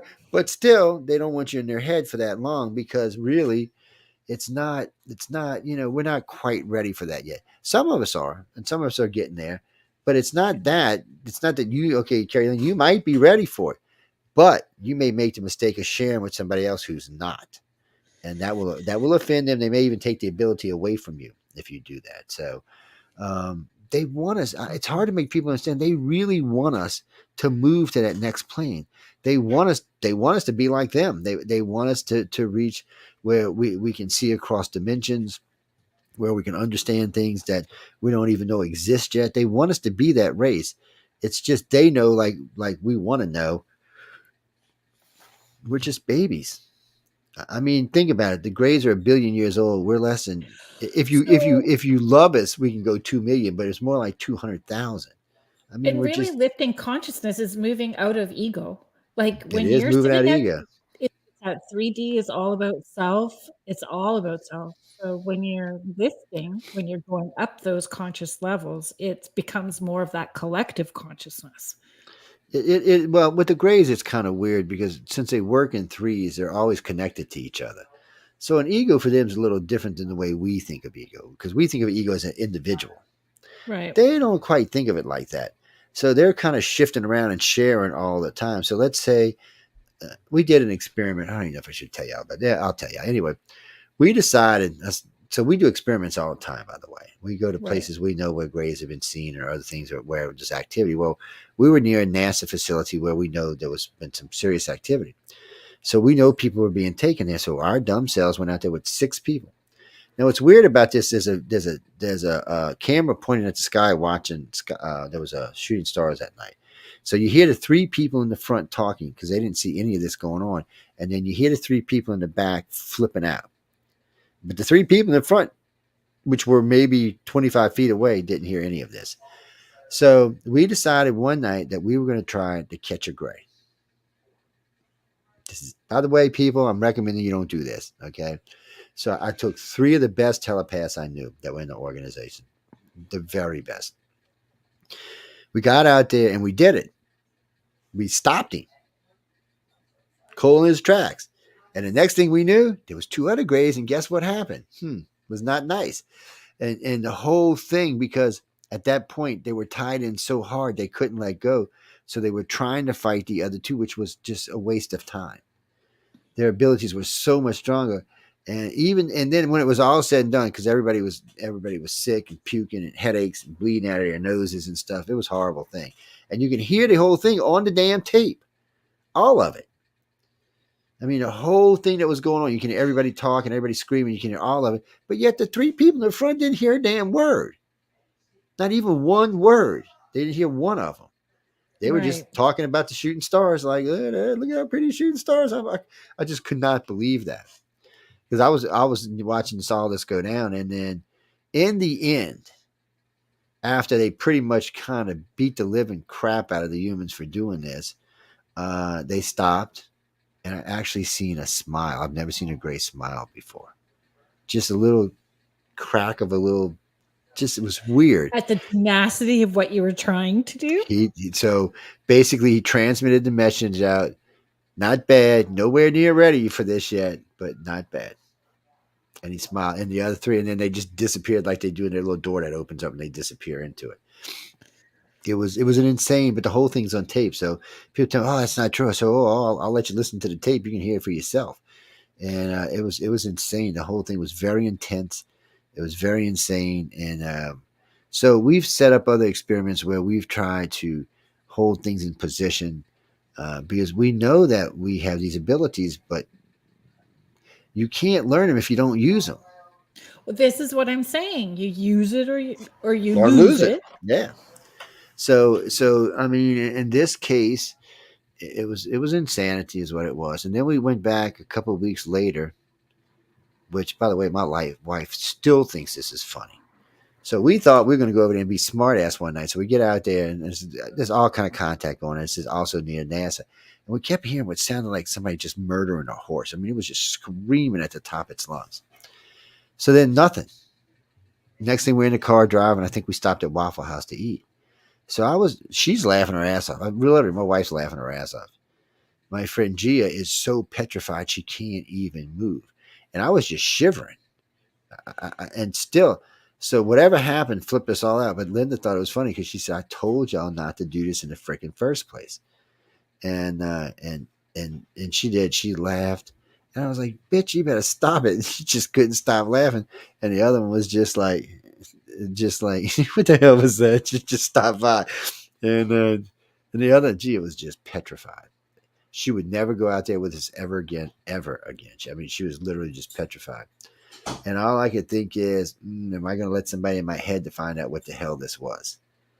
I couldn't make up my mind if I was going to let somebody in my head or not, because it was very intense what it was, and my whole body just felt like I'd been like like on Ghostbusters. I felt like I'd been slimed, and when people touched me, I felt slimy to them. It was the whole thing was freaky weird. It was just freaky weird, but you can't learn things if you don't try. That's what experimentation's about. I'm just hoping we don't get killed one night because we did something stupid. Real races, there's not very many. I know y'all always hear, oh, there's 56 different types. There's no evidence for that anywhere at Okay, all. so then what about this book that was supposed to have been found that was written in Russian and translated from some European So, covert so person? we do everything. We do everything like we do anything else. Actions speak louder than the words. So we need I agree. something. We need something. So if there's no reports of any other aliens like that, we just ignore them. So we know the reptilian Jews and the Greys do all the abductions. Nobody else is doing abductions but them three. We know about Charles Hall's Tall's Whites and two other races like the light beans and one other race that what the cleanup crew we call them, the brown, the tall, the medium browns. They're nasty looking. They got a world where they bring anything that it's dead, they bring it there. But anyway, that's the only six that we know of that are legit, that have enough cases that you can say, okay, they're legit. So then there's the other problem. If there's this other 50 races, what kind of ships do they drive? We're not seeing any other different types of craft. Oh, or they're coming Right. through a gate. Well, what gate? What gate? And where are they going if they're coming through the gate? They're not mixing in with our society because nobody else is seeing them. So the term Pleiadians gets tossed around a So plates. lot. So so Pleiadians are funny to me because some people think the Pleiadians are the tall whites. Some people think the Pleiadians are the grays. And some people think they're the reptilians. And I'm like, well, make up your freaking minds because I don't even argue about it anymore. I just quit arguing about it. I'm Mhm. like, y'all can make it whoever you want. So from what I understand, none of the three races, their home worlds, we can even pronounce. It's not within our grasp of language, especially since they're all three telepathic. It's just not something that we've been able to spit out yet. We haven't got to that point where we can actually say, whatever their home world is. And from what I really understand, none of them have actually told us where their home world is because Gotcha. they don't want us to know. Wow. Because one of these days we're going to be in deep space and we might go, hey, can we come visit? No, I don't think they're ready for us to know yet. I mean, it's been a while, but I haven't seen anything that would suggest anything else. I do see I do see cross things like, so, if you ever go on one of our sites, you'll see like, we'll have things like, did you have a fascination with dragons or vampires or things like that? Or with the paranormal? Do you have a fascination with the paranormal? Odds are you're a contact or abducting, really not a contact date. So, because you're looking for answers. So, this is how this actually works for most people. Most people will start out with religions and they'll go through the realm of religions. They might even try the dark arts or something along those lines. And then they'll go to the next thing, the next thing, the next thing, and it's not answering their questions. And then they'll get into the paranormal and they'll start talking to other things on the Yes. other side and things along those lines. And because they're looking for answers, but they're still not getting the answer that they're actually looking for because they don't know they're an abductee. They're just looking and looking and looking and looking and looking. So if you're in paranormal and you're telepathic and you're gifted, you're an abductee. There's not even if and ands about it.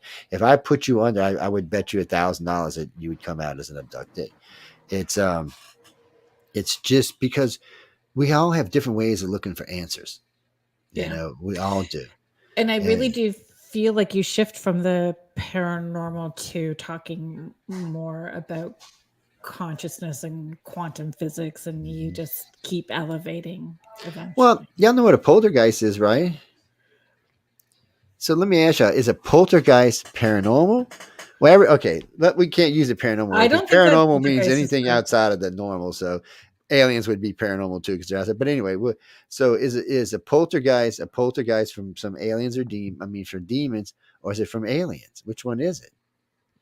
Because have you ever watched Close Encounter of the Third Kind when all the shit's blowing around in the house and things are moving around? Well, that's a poltergeist, but it's not. The aliens are causing that.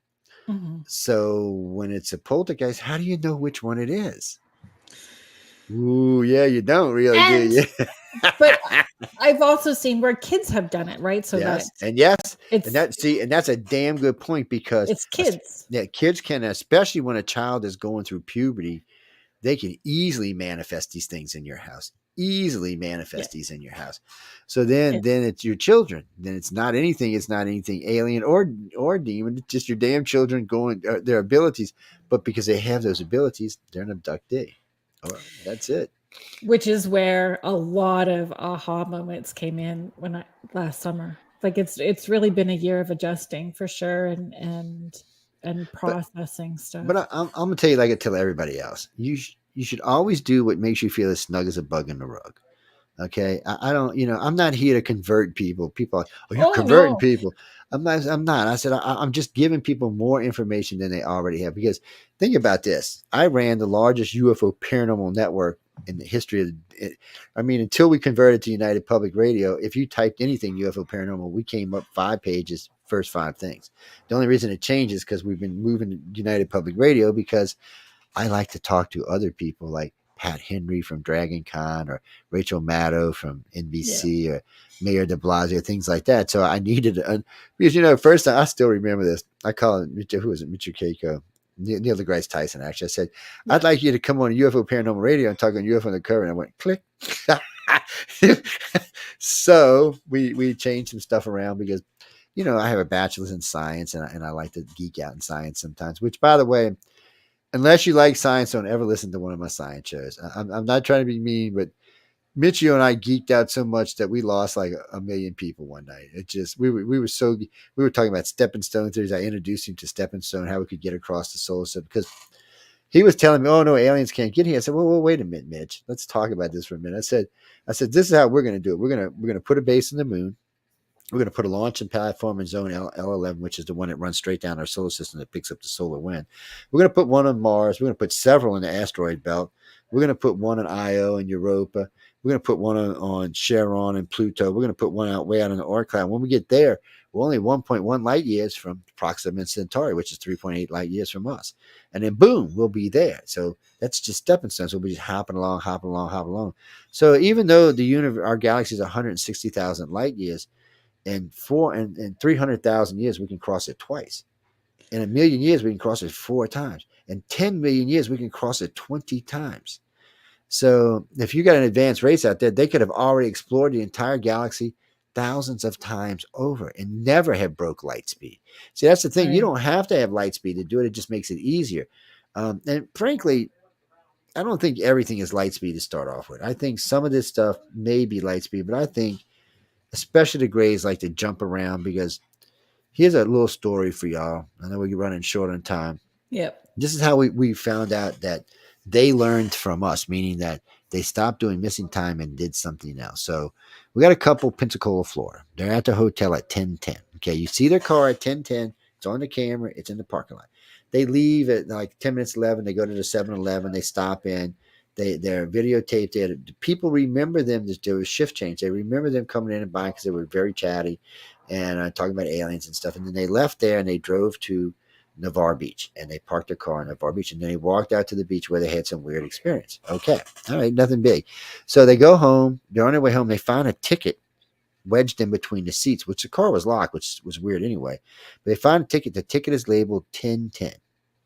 Okay. The car is at the hotel at 1010, but according to the camera on the whatchamacallit, the veranda, it was at there. It was parked in that spot at 1010.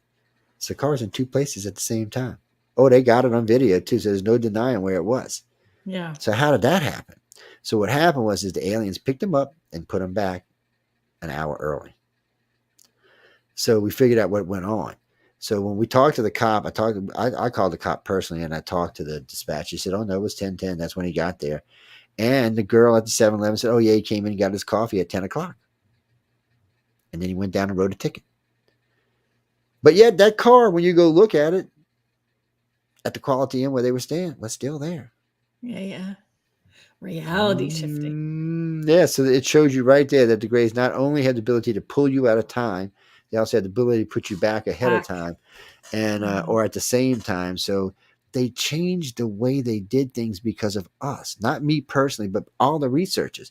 We relied on missing time as a thing. Yeah. And we also relied on cover memories or trigger memories as a thing because we knew those trigger memories were going to be there and we knew that but now they don't do that. Now No, they and the last time that I had missing time was 15, 16 years ago. yeah they have figured out that they said, look at these humans thought they was slick, we're going to mess with them. So Yeah, now yeah. it's a good friend of mine, Jim Sparks. If y'all ever get a chance, look him up. He's probably one of the few contactees that has as much coherent memory as he does. So we're on air one night and we're talking. He's, well, I've been taking for these 3 weeks, and he knew he's going for 3 weeks. And I'm like, okay. I said, I need 3 weeks worth of memories. He could come up with maybe 4 hours. So where was the rest of the time? He was definitely gone. No fans about it, but where was the rest of those memories? Was he sleeping? Was he tied up somewhere? What the hell was going on? So even with him, it's just weird. I think for me, it's not that there's discomfort in having things coming up. It's the discomfort maybe others are feeling within the family dynamic, and finding those safer places to talk to somebody about those things too, right? Because not everybody's wanting to come along on the ride consciously at this point in time. They're happy to stay for everybody where who's out there between ages like 11 and 28. Yes, it can be pretty horrific. It can be pretty nasty. There's a lot of stuff goes on there, a lot of breeding programs, a lot of other stuff that you're not going to feel comfortable about as a human. But remember this, it stops. So when it stops at 29, one or two things are going to happen. Either going to be done with you and you'll never see him again, or they're going to go, well, this individual could be useful, and they will keep picking you up for other reasons. You'll become a keeper or a communicator or something along those lines. You'll be somebody that helps get the word out, or you'll be somebody on board the ship that helps deal with the people coming around. There's a lot of kids on board these ships. People don't realize it, but there's a lot of kids on board these ships, way more than any of us want to think about. And then and there's a lot of other stuff that goes on board the ships. A good friend of mine, Katarina Wilson, she used to have these experiences, and somehow or another the Air Force, because she was in the Air Force got wind of it. They would bring her on stage, put her on stage and hypnotize her on stage, and let her spew this out to the audience that was on stage. It had to be a horrific experience for her.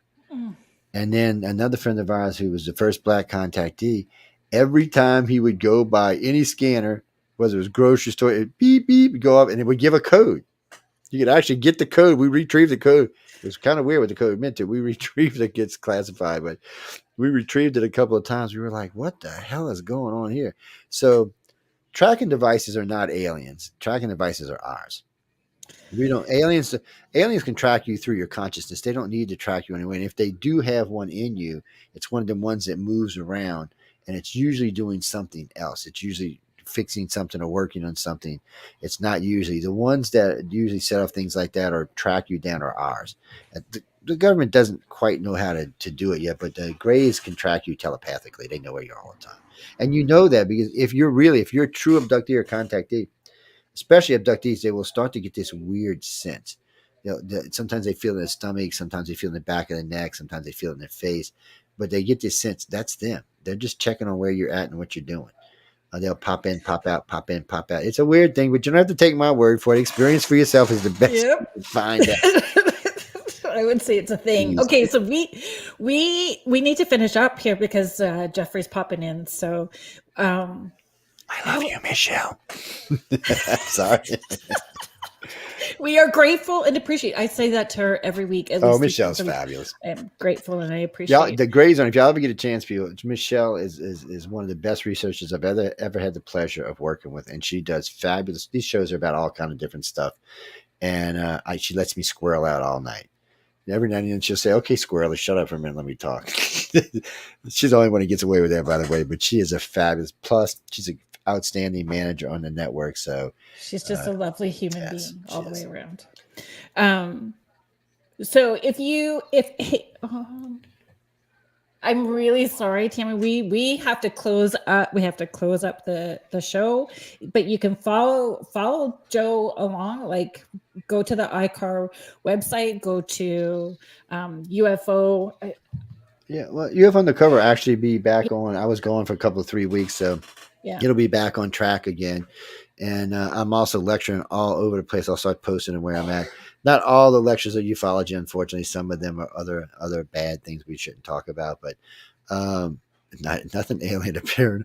Oh, by the way, before I leave, and one of the things reason I do this is because I get to cheat. So I have one of the largest think of it this way. I have one of the largest paranormal psychic teams in the world that works on my network. I get to find out all kind of stuff. People tell me this, I'm going to tell you this. ghost or dimensional bleed through. Michelle gonna hurt me now for sure. But anyway, I'm so lucky because I have so many people that are so talented. It just allows me to cheat. I don't. It cuts my research time like by half or more. That's funny. Please stick around. Jeffrey Pritchett is up next on UPRN with Church of Mavis. We all love Jeffrey. And then you're on after Jeffrey. I'll be on at 9:00 with myself, both Sean, Leah, and maybe the Orson Scott Card, who wrote Ender's Game, might be joining us as well tonight. So come check us out. It is politics. It's nothing like this. It's not sweetsy and nightsy like this show is. It's just less if you don't want to mess your karma up, don't watch it. It's less filtered. Yes, less filtered.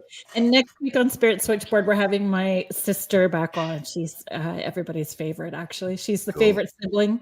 So the favorite sibling will be on next week, and we're going to be talking about the cryptids. So I'm sorry, I didn't mean to cut you off because she just posted that. So iCardCox.net. So when you find out what this is, okay, and I'm going to tell you the secrets in this eye right here.